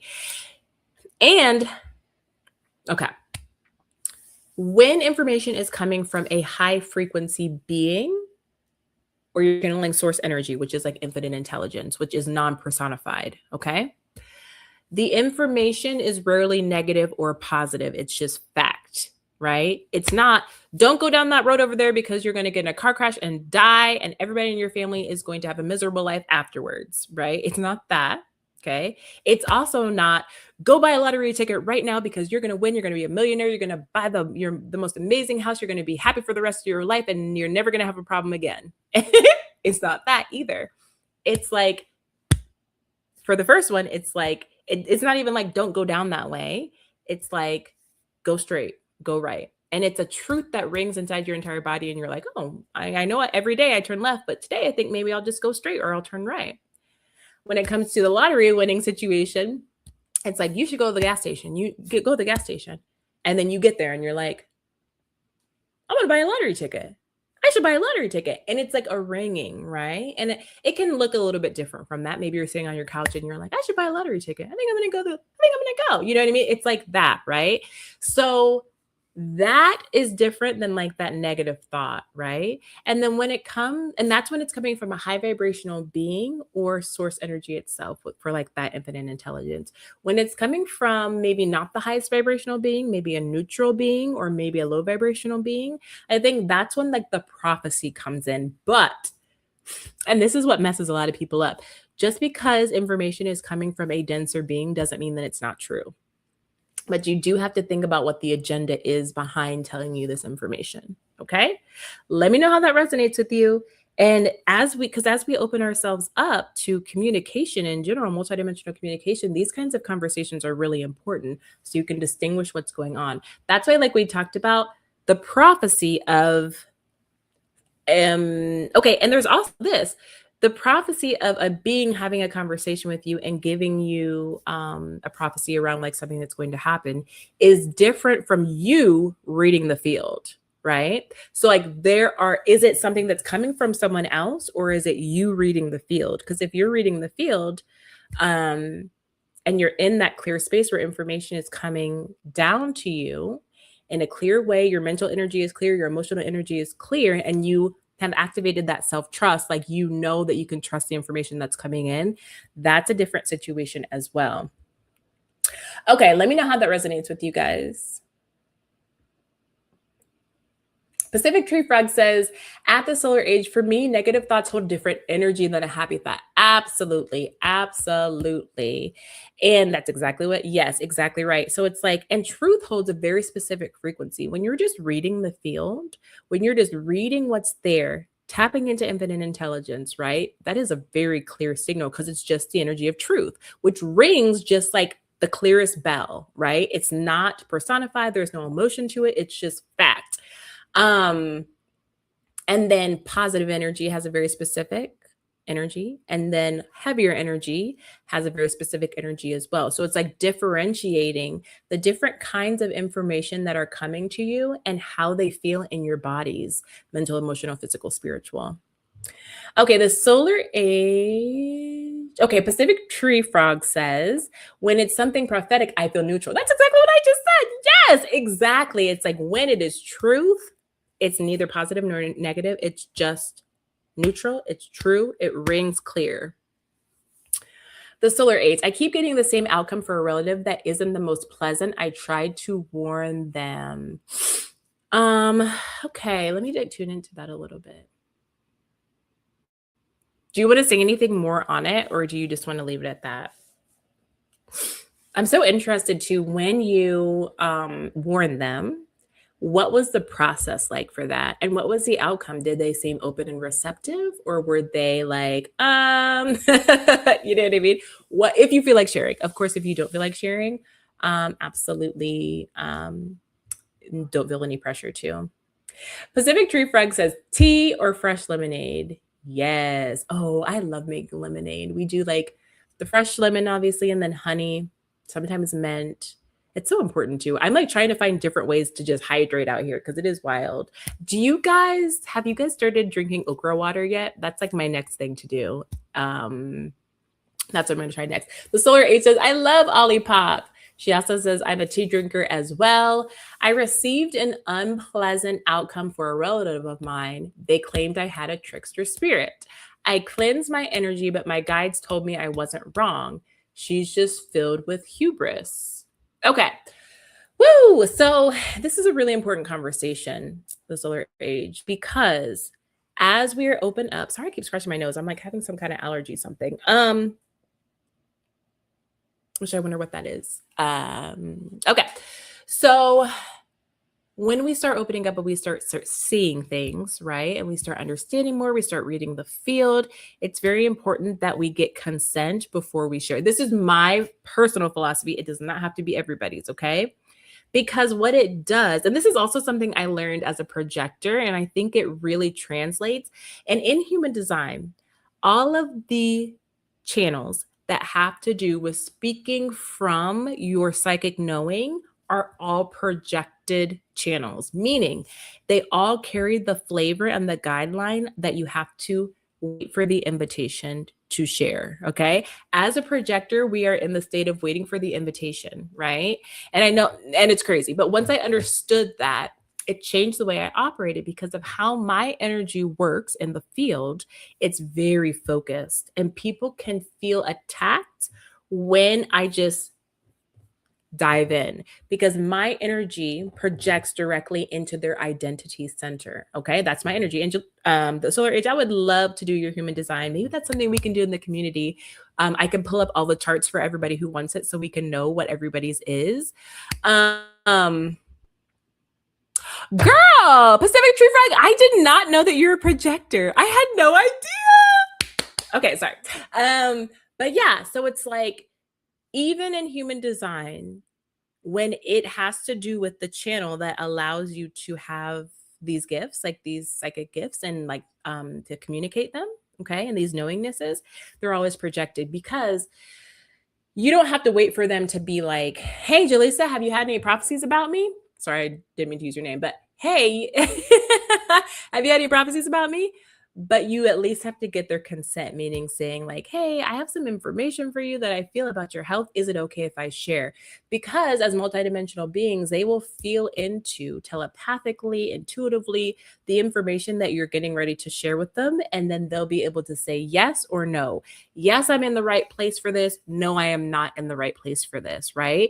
And it's so hard because we care about people. We want to share things with them. We want people to be okay. We have this insight that's dead on, and like we want to share it. But part of the communication, especially when you are on this path, the most important part of communication is that you communicate what is to be communicated and that it lands, not that you get it off your chest. And I'm not saying that's you. I'm saying for everybody, right? Like this is something that I had to learn and learn and learn and learn.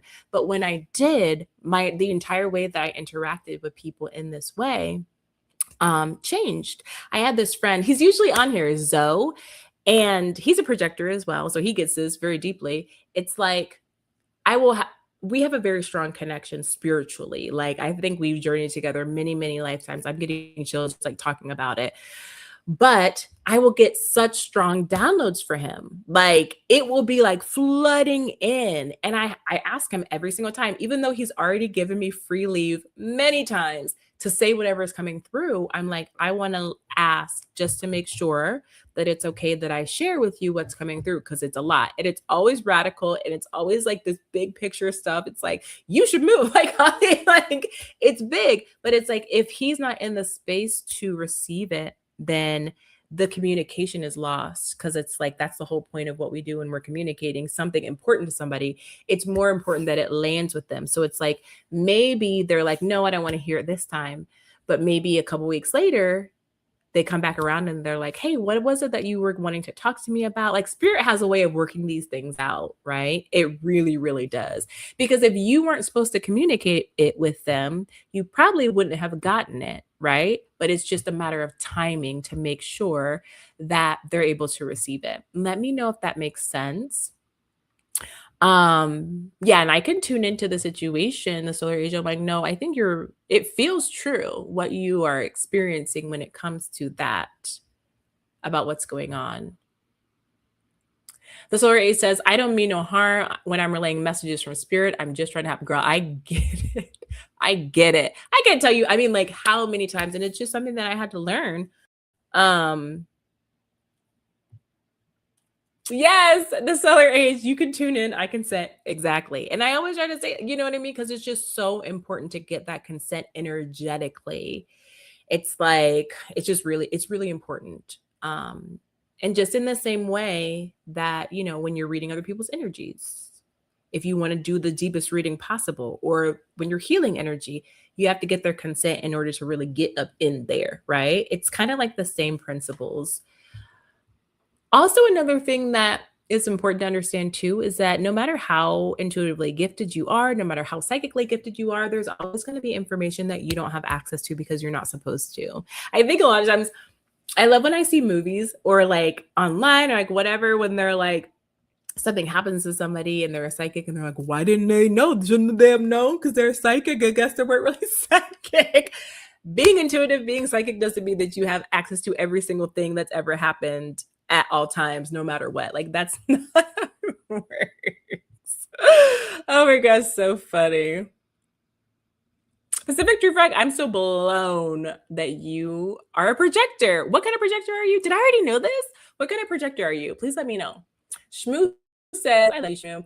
I like it when people just tell me stuff. Maybe it's because I'm weird like that. No, it's just like you want to know, right? And so it's like, I'm the same way. I'm like, please tell my ass, like, please tell me.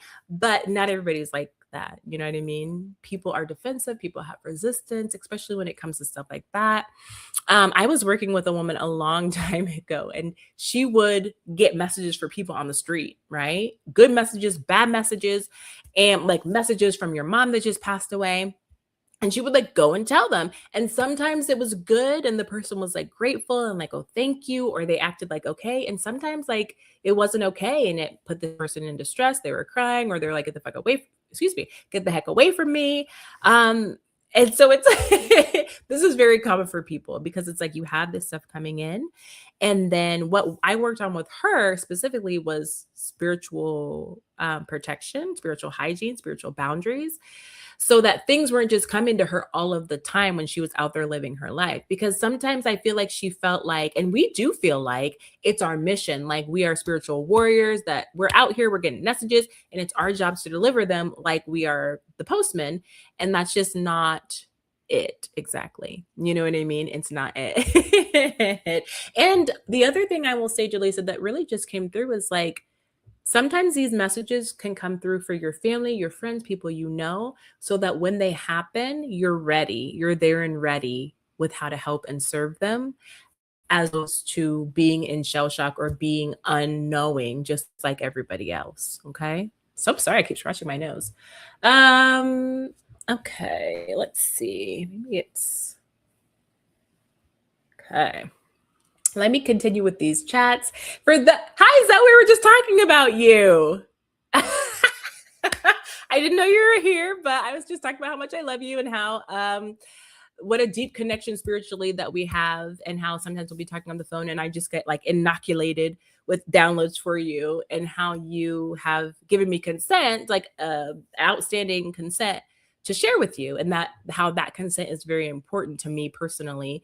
And it's a good way to have spiritual, moral, and ethical standards for yourself. Like you have to decide what that is. But I was just using that as an example. That is so funny that I scroll down and you're here. Okay, let's see. The solar age says, I continue. Okay, got that one. Got Shmoo. Oh, Zoe's right there. Okay. The solar age says, well, my guides told me don't tell this relative nothing else. Exactly. Exactly. We're like, don't waste your time. Don't waste your energy. This is for you. This information is for you to help you build this muscle, not for them. Like, and again, it could be that thing where it's like, you know what's coming down the road. And also, like, think of how you cannot manipulate, but how you can plant seeds. Say that you knew that someone was going to have some heart issue coming down the road, right? Like, you could plant little bitty seeds when you see them around, like, oh, I just started drinking this tea and it's a heart healthy tea. Or, oh, did you know that you only need to eat red meat once or twice a week? Like, whatever. That's not true. I'm pulling stuff out of my butt, but like things like that. And I don't know how often you talk to these people. But for real, like something like that, that cracks me up. Pacific Tree Frog said, Ashmu, LMAO, I am also like this. I know, I love that. I love it. Like, well, let me stop. I used to be like that, but where like, I'm like, yeah, read me, tell me, what do you see? What do you, and if I'm close to that person, or if I trust them, spiritually, like I trust their spiritual hygiene, I trust their frequency, but I'm like, yeah, for sure. Or if like the synchronicities line up and I'm just like, yeah, like let's go for it. But usually, especially over the last year and a little bit longer, I've just been really discerning about who I even let in my energy, like who I give consent to. Because like I'm more out there, I'm more visible, and on purpose, because I do my posts and I do my lives, or like whatever. And I'm just a little bit more cautious than I think I used to be, because I understand when you let somebody in your field, the energy exchange goes both ways, right? Okay. The Solar Age says, Shmoo, I appreciate people like you. Absolutely. Pacific Tree Frog said, let me look at my chart real quick. Yes, let me know.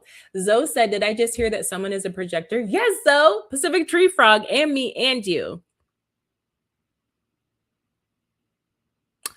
Shmoo says, my grandma killed Elvis. LOL. She was at one of his last concerts and just knew. Wow. So says, oh, I love you too. Pacific Tree Frog says, wait for the invitation, not self-bitterness. Yes, not self is bitterness. 2-4 split definition. And then it should say authority. Inner authority, self-projected projector, girl. Yeah, that's amazing. That's really rare, really rare. Even like being a projector is rare, 20% of the population, but being a self-projected projector is even more rare. Yeah, we should do a human design reading. That'd be super fun. I've done that for years and years. But you do it too, don't you? You know all about it. Okay, Zoe says, definitely, I thought I received a ping. Pacific Tree Frog says, right angle cross of rulership. Ooh, girl. Think about that. Think about that as it relates. We need to do that. We should definitely do it. Because girl, that yes. Just when I think about like the guides that came through for you, we should do it. Okay, Shmoo says, how the heck do you find this out? The human design? You go to, I use Genetic Matrix, and there's a ton of places that you can go and get like a free human design chart from. Just go over there. Just go over there, put in you'll need your birthday, you'll need your time of date, you'll need your location of date, and then it'll like lay everything, because human design is a mix of astrology, numerology, the I Ching, Jewish Kabbalah, quantum physics, and it's like a hodgepodge. It's really interesting. Okay, let me keep reading these comments. Shmoo. Okay, okay, there you go. And the Pacific Tree Frog said there were 26 of us born at the same time in the hospital. Oh, to be honest, I don't know much about what it means to be a projector. We should definitely get together. That'd be so fun. But 26 born at the same time? Where were you born? Not here. 26 people? Like when I think about that, honestly, I mean, 26 is a lot at the same time, regardless of where you're at. Even if you're in like Los Angeles, 26 people 26 babies being born at the exact same time at one place. That to me is divine assignment. Like y'all got implanted here for a very specific reason with that very specific frequency and coding, and to do whatever you want to do, like based here. That is wild. Yeah, in Holy Cross Hospital, no doctor showed in Salt Lake City, Utah. Were you born in Salt Lake? Interesting. I'm having a wonderful time talking to you guys. For those of you who have just joined, my name is Amy Titus. I'm an intuitive and psychic development coach. And we're talking today about our spirit guides, how to connect with them. And this conversation has gone on a ton of different tangents, which it always does. We're in the chats, we're having conversations, we're kicking back and forth. But we're talking about multidimensionality, and we're talking about how we can lean in and embody it, and the different experiences that you have once you're living from your multidimensional set point rather than living from just the physical. Okay. Pacific Tree Frog said, I met one in driver's ed. I thought it was the coolest shit, and she thought it was weird. My best friend that I have had, even though we don't talk anymore, haven't talked to her in years, probably, I still consider her like my best friend, which is bizarre.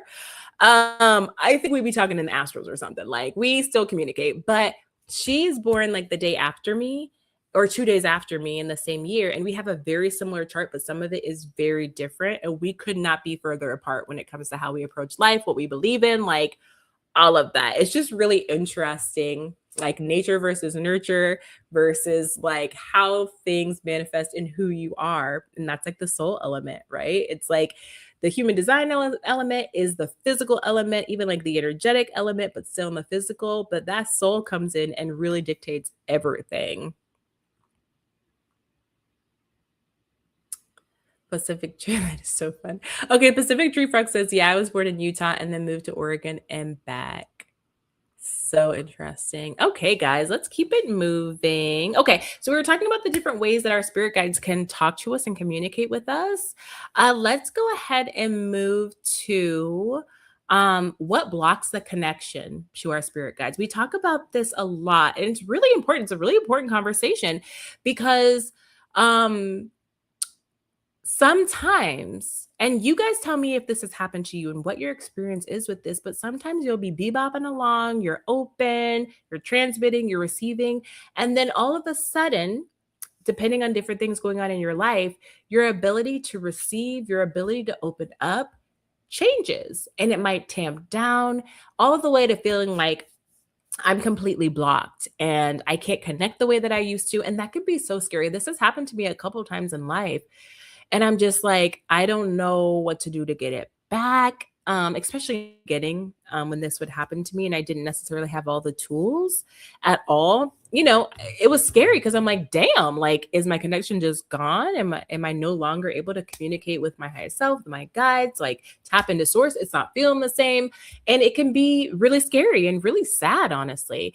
And this happens to everybody, I believe. And just based on those four bodies that we have in the alignment and the activation and the upgrading and up leveling, when you think about it, sometimes when it comes to technology, or even like you think about a processing plant that has to like shut down and then do an upload and then open back up, or even like a computer, how like when you turn off or when your computer has to update, you have to shut it down and then like it turns back on, and then like it does its update thing. It's kind of like that. Sometimes it can be like that. And then sometimes it can just be because one of your bodies is out of alignment or something's going on. Maybe there is a past trauma that is coming up that needs to be healed.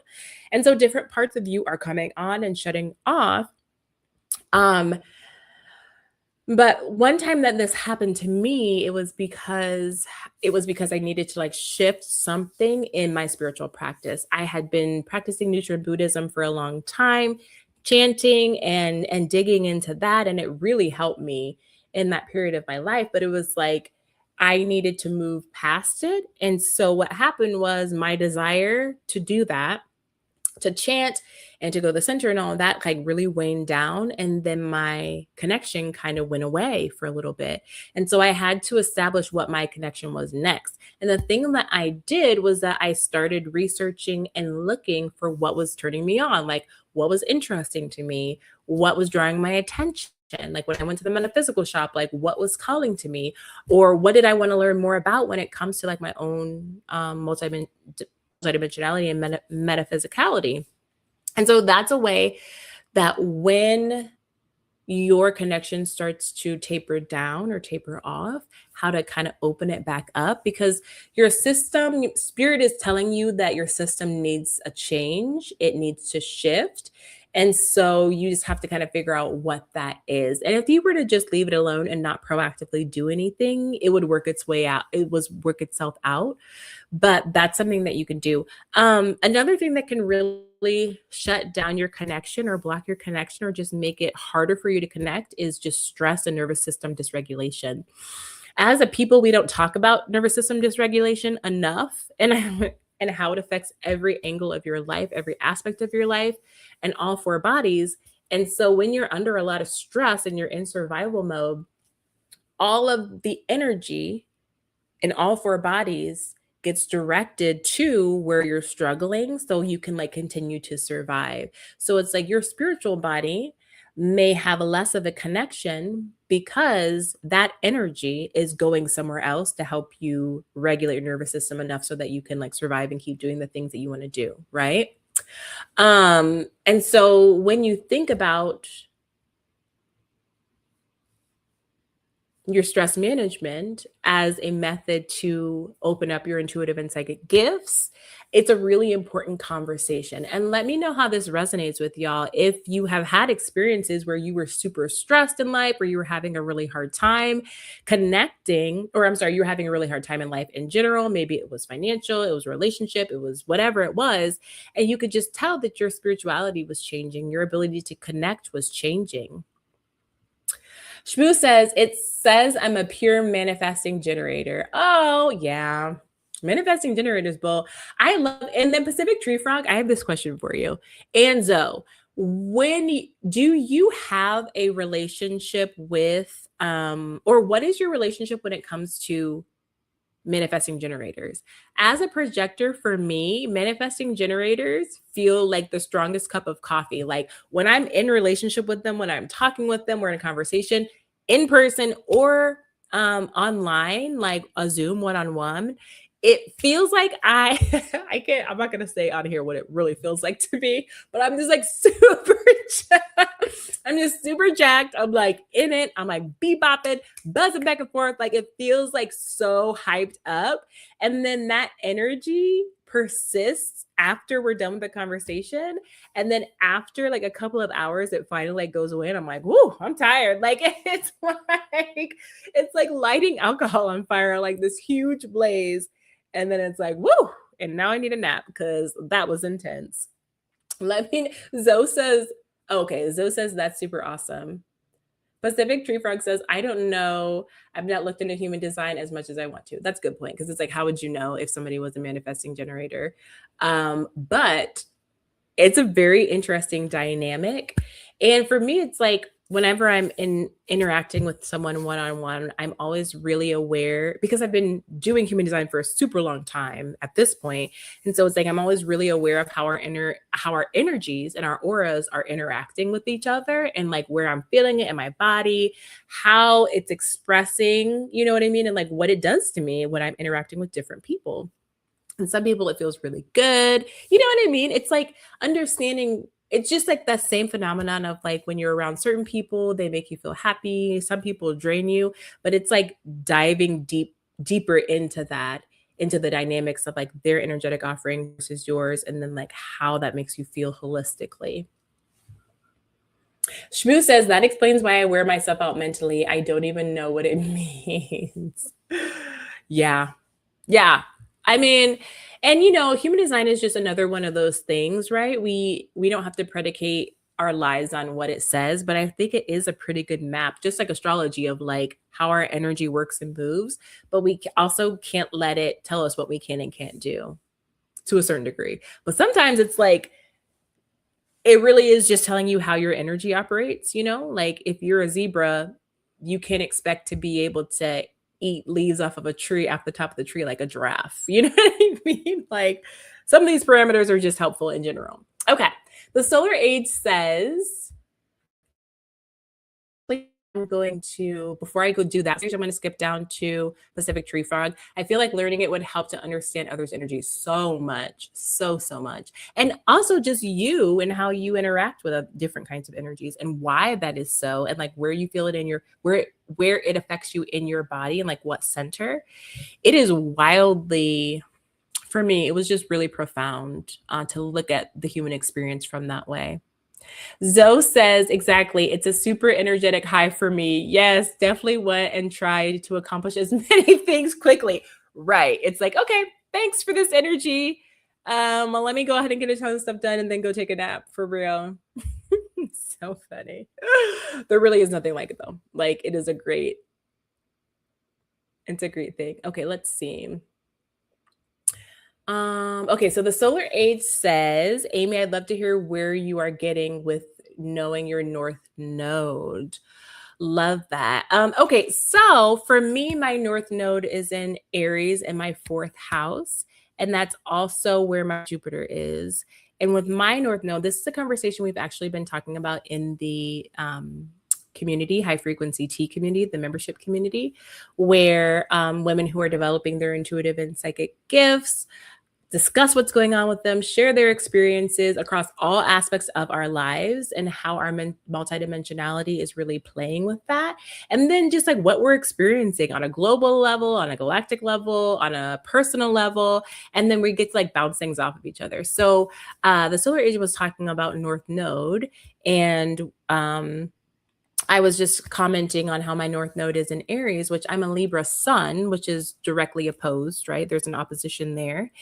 And for me, my North Node is something that I never really connected to because I really hadn't gotten deep into astrology until a couple of years ago. And then for me, the nodes weren't really something that was that important for me. Like it hadn't really shown itself to me. But then with the nodal transition that happened, I started paying more attention to where mine were.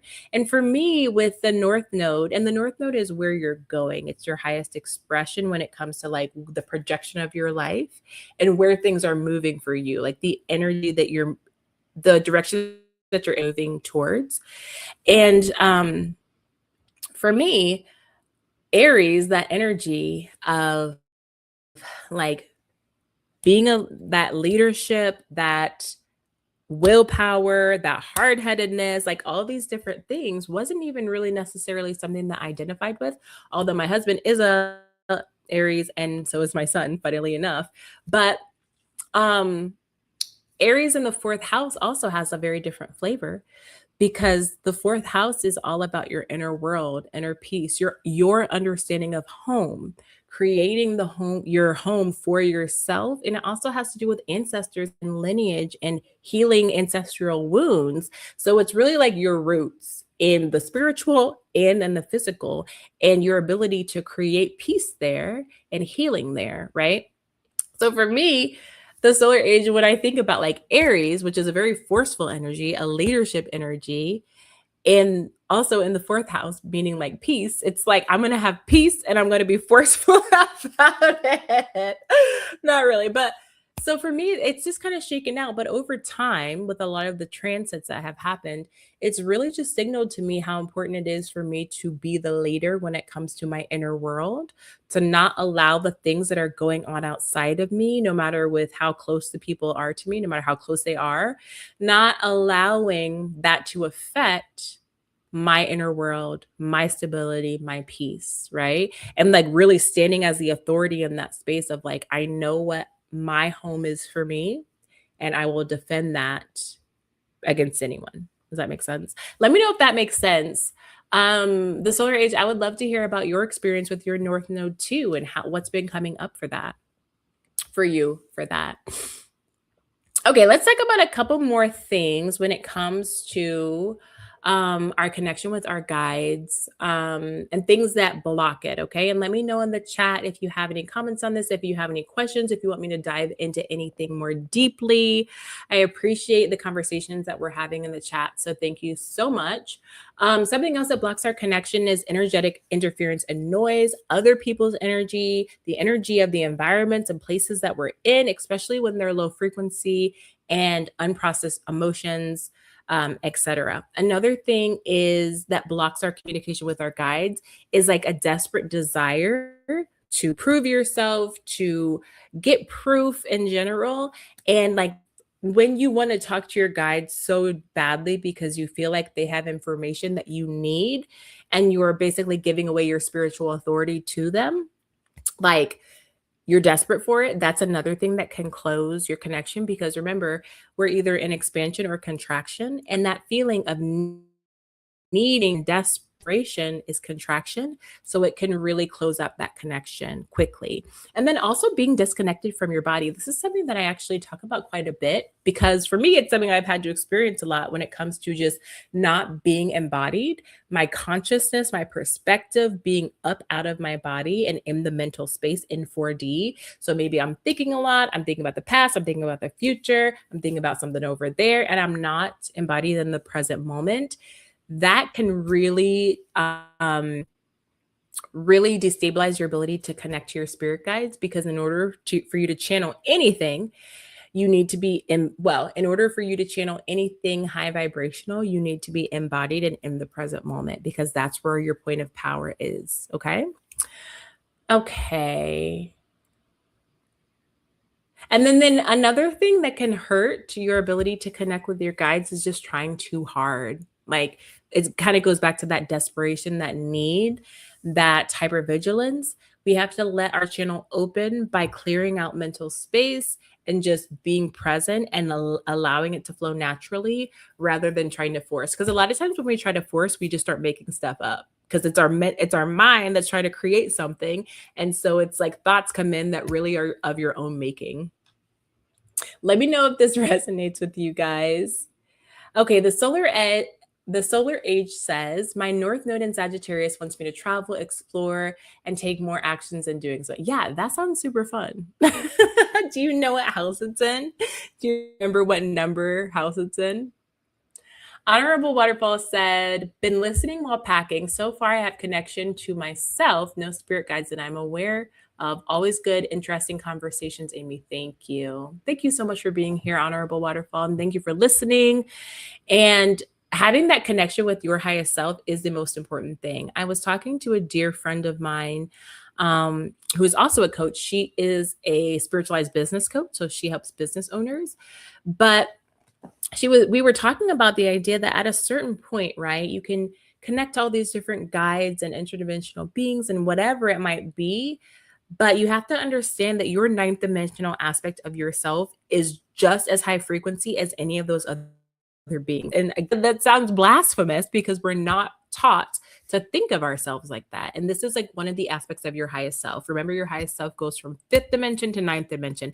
But at that highest dimensional plane, like you, that's your version of that is you being a light being. Like that version of yourself is a light being, and it has access to all of the information that you could receive from your other guides. Isn't that interesting? Like, seriously. But again, like, we are not taught to think about ourselves like that. And then I was like, okay, so if we're having all these high vibrational beings come to us and chit chat and want to give us information and all this kind of stuff, and these light beings are coming, like I have Arcturian and Palladian light beings coming to me, are our high vibrational ninth dimensional selves traveling the universe, like connecting with other beings like that are lower vibrational than it, talking to them and giving them information and all this stuff? I was like, girl, that is so interesting. I have a feeling that that aspect of us is. And yeah, so then if our highest self is traveling and connecting with all different kinds of beings, like other light beings and high vibrational beings connect with us, then don't we have access to that information and what they are communicating and who they're communicating to? Girl, I went on a whole thing. It was very fascinating to think about.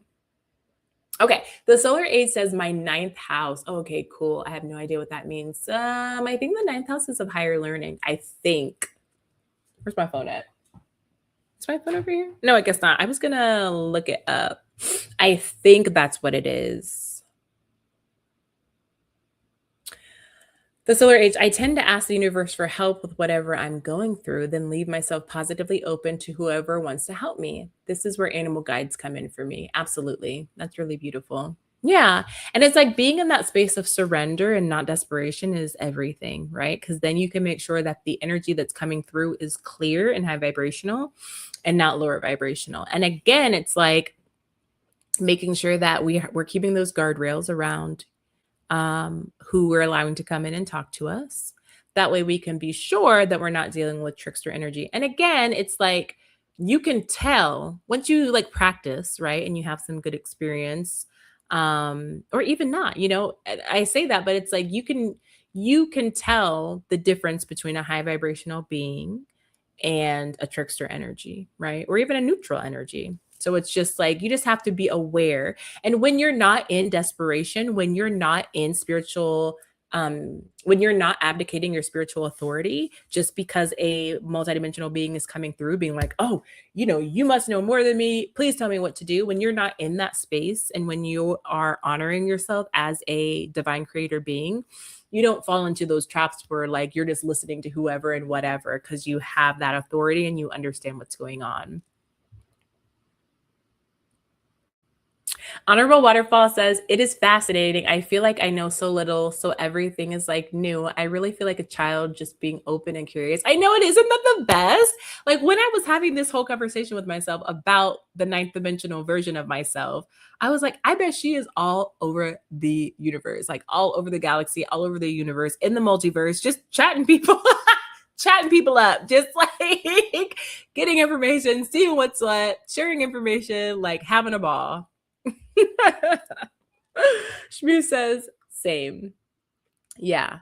And that's the best place to be, like open, curious, not super attached to any one thing.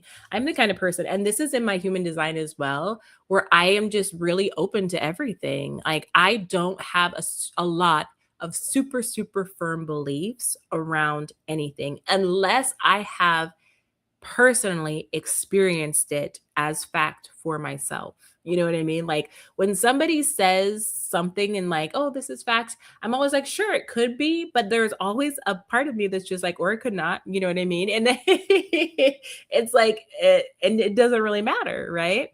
Whenever I hear like a theory or anything really that has to do with how we live our lives, how we operate, rules, or right, like whatever it is, I'm just like, yeah, that could be fact or it could not.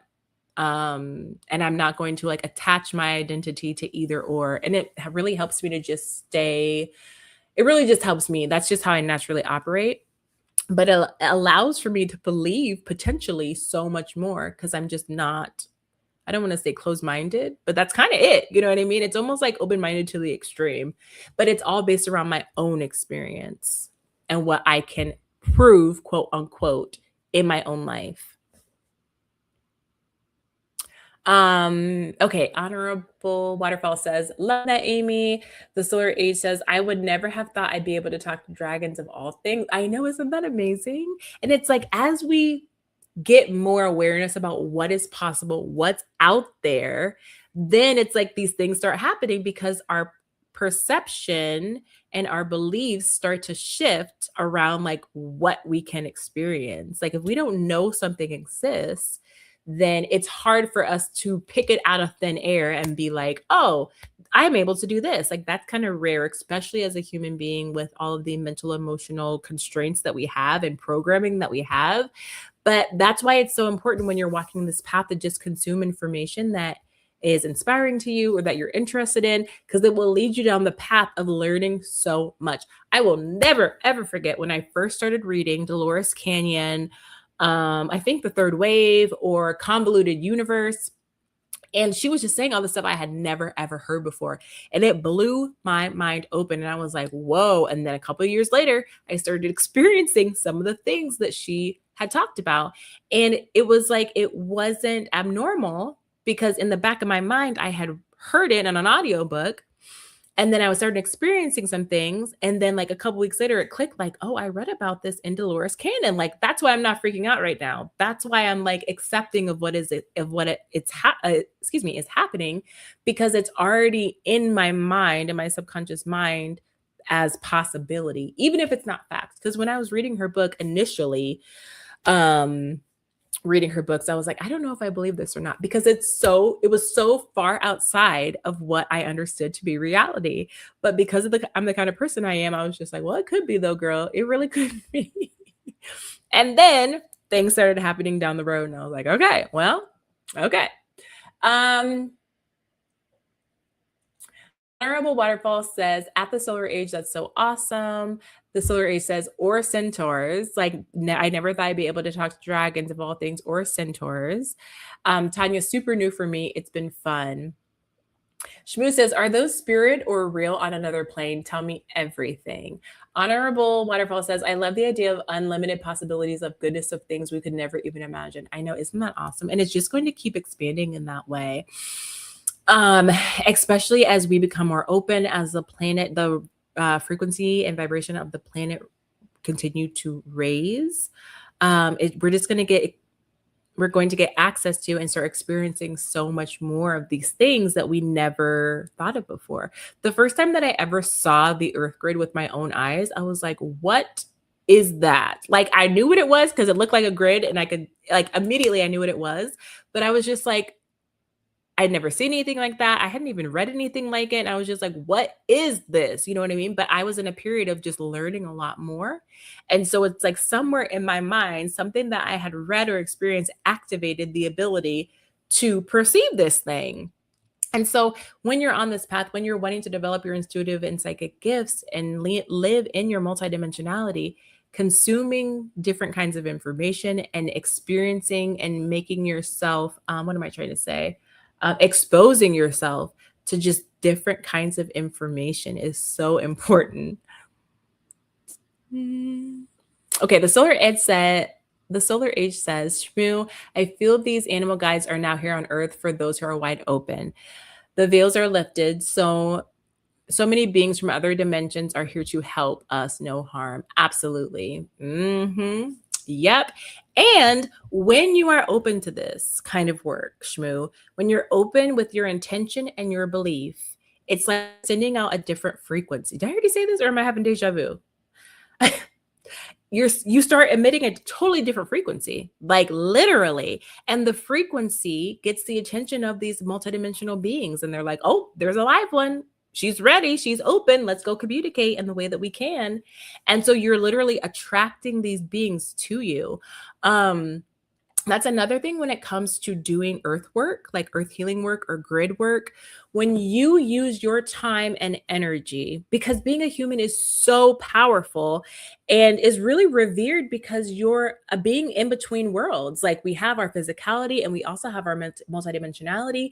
And so when you use your powerful divine creator energy to heal the earth or to channel high frequency energy into the earth, it's a big deal. It's a really huge deal. And you're emitting so much frequency wise that multidimensional beings are like, oh my gosh, like, look what she's doing. So they'll come to you. And then also, it's like the blessings that you get from doing that kind of work are absolutely profound. I'm talking about activations, energy healing, upgrades, all different kinds of things. And those are just like what happens, the byproduct of channeling that kind of information into your body and into earth just because. But it really is so profound and it gives you so many insights. I would definitely recommend to anybody who's wanting to kind of work with earth energies, on the entire spectrum, to really start with or incorporate doing grid work and earth work into your practice, because it feels so good. It literally reminds me of like this is kind of morbid, but if you remember like those old movies where like the people were in the electric chair and then like so morbid, but they get like shocked, right? It's like their whole body is like glowing and they're like, ah! Like that's literally what it feels like, but only on a really good level. It feels really amazing. Okay. Okay, Shmoo says, I'm so ready for this. Honorable says, the Solar Age, I love that we as humanity can use all the help. The Solar Age said they don't just want to freak us out and are waiting for human nervous systems to accept them. Shmoo, this human nervous system can perfectly handle this awesomeness. I love that.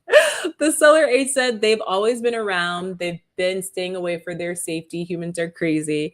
The Solar Age says, at Shmoo, that's awesome. They don't want us to be afraid of them.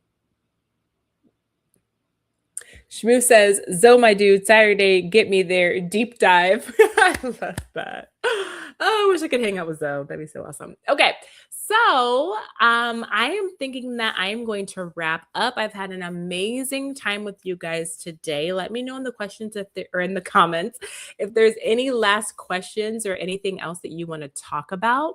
My name is Amy Titus for those who are just joining or who I have not introduced myself for yet.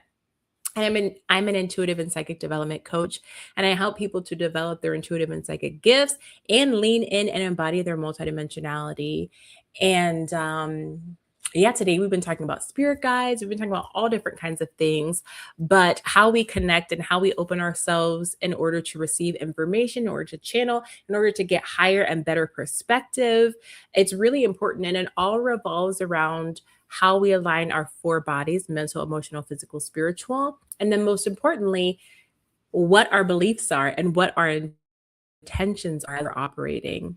Just like the Solar Age just said, all of these high vibrational beings and beings in general want to communicate with us. They want to help us. Like I think that was one of the things that I was really blown away with when I really started doing this work as well. It's like when you are actively bringing high vibrational frequencies onto the planet on purpose, intentionally, and you're trying to live a certain way, these beings really do want to help you. They want to support you in whatever way they can so that you can continue to do this work. Like that is part of being a light worker, big time. But most of us don't really know to look for and reach for and connect with that help that they want to give us in the spirit realm. So definitely think about that. And again, your belief and your intention are huge factors when it comes to being able to connect and then also receive that support. Honorable Waterfall says, I don't know if I'm actually feeling the energy or creating it in my body or both, but I have been able to connect to different locations that people go to online, like standing stones. You also were on an online retreat at Mount Shasta, right? Did that happen to you there as well? And where were these standing stones? Is that what you're talking about? Zoe said, definitely, we got to make it happen. Zoe says, Shmoo, much love. Shmoo says, Zodiac, hard eyes, hard eyes. Honorable says, and crystals shown online. Interesting. Super ready for Saturday. Let's get it. Shmoo says, Zodiac, yes, you'll get my energy too. Yay. Are you guys doing a retreat or a workshop? That's super exciting. Love that. Love that. Love that.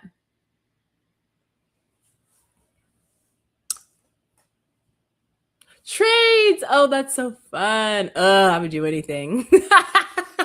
Like, woo, that's amazing. I love that. That would be so great. I can't wait. I've never, for as long as Zoe and I have known each other, which is literally 20 years, um, he's never worked on me. Like, because I had moved here and then we reconnected after all those years of like going to school together. I can't wait. I cannot wait for the day that Zoe gets to work on me. I cannot wait. I just know it's going to be like, you know how some people are like, I can't wait to take ayahuasca because I know it's going to be life changing. Like, that's how I feel about Zoe working on me. I'm going to come out of there a completely different person. And I'm not saying that to like, you know, hype myself up. I just, on a soul level, I know it. And I feel like that's why we haven't done it yet. Cause like I'm getting to the point where I'm going to be the most open to it and it's going to change my life. And I have to have a strong foundation because I feel like the way it's going to shift me, it's going to be really radical. And so I need to be really firm foundation wise so that I don't get like tossed by the waves. Anyway, can't wait. Shmoo says, yes, he's freaking awesome. I can't wait. Ooh, like I fully expect myself to meditate or to levitate off the table. Like fully. I'm serious. Okay. So Honorable Waterfall says, I actually opened this up after connecting to the energies of my chakras. Oh, wait. Honorable says, yes, Mount Shasta. I knew you were talking about that. I just asked to connect and feel the energy of it. It seems to work 100%. I actually opened this up after connecting to the energies of my chakras. I love that. So you connected with your chakras and then you asked to connect to the energy of that place. And then what did that place have to tell you? What messages came through? Was it like a feeling? Was it actual messages? What was it? I'm so interested in this, Honorable. So interested. Because that's just another way that we could connect multidimensionally. And you can get so much access and so much information by doing that.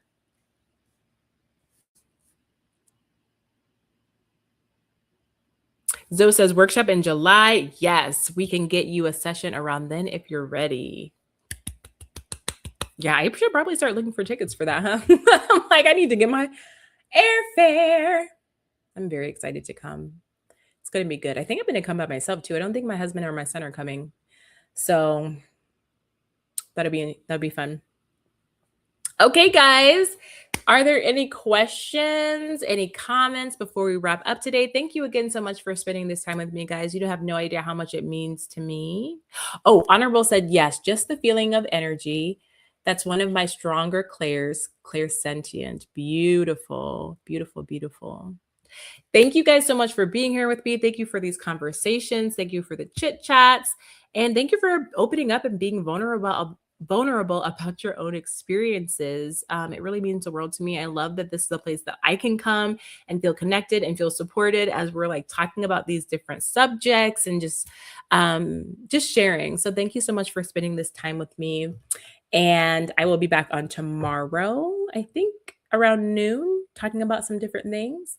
And for all of you who are in the high frequency tea community, I will see you there later tomorrow as well. Thank you so much. I love you all. And please take care of yourselves, do your spiritual hygiene and protection, and have a good night, okay? Bye, guys. Love you guys. Love you, Zoe.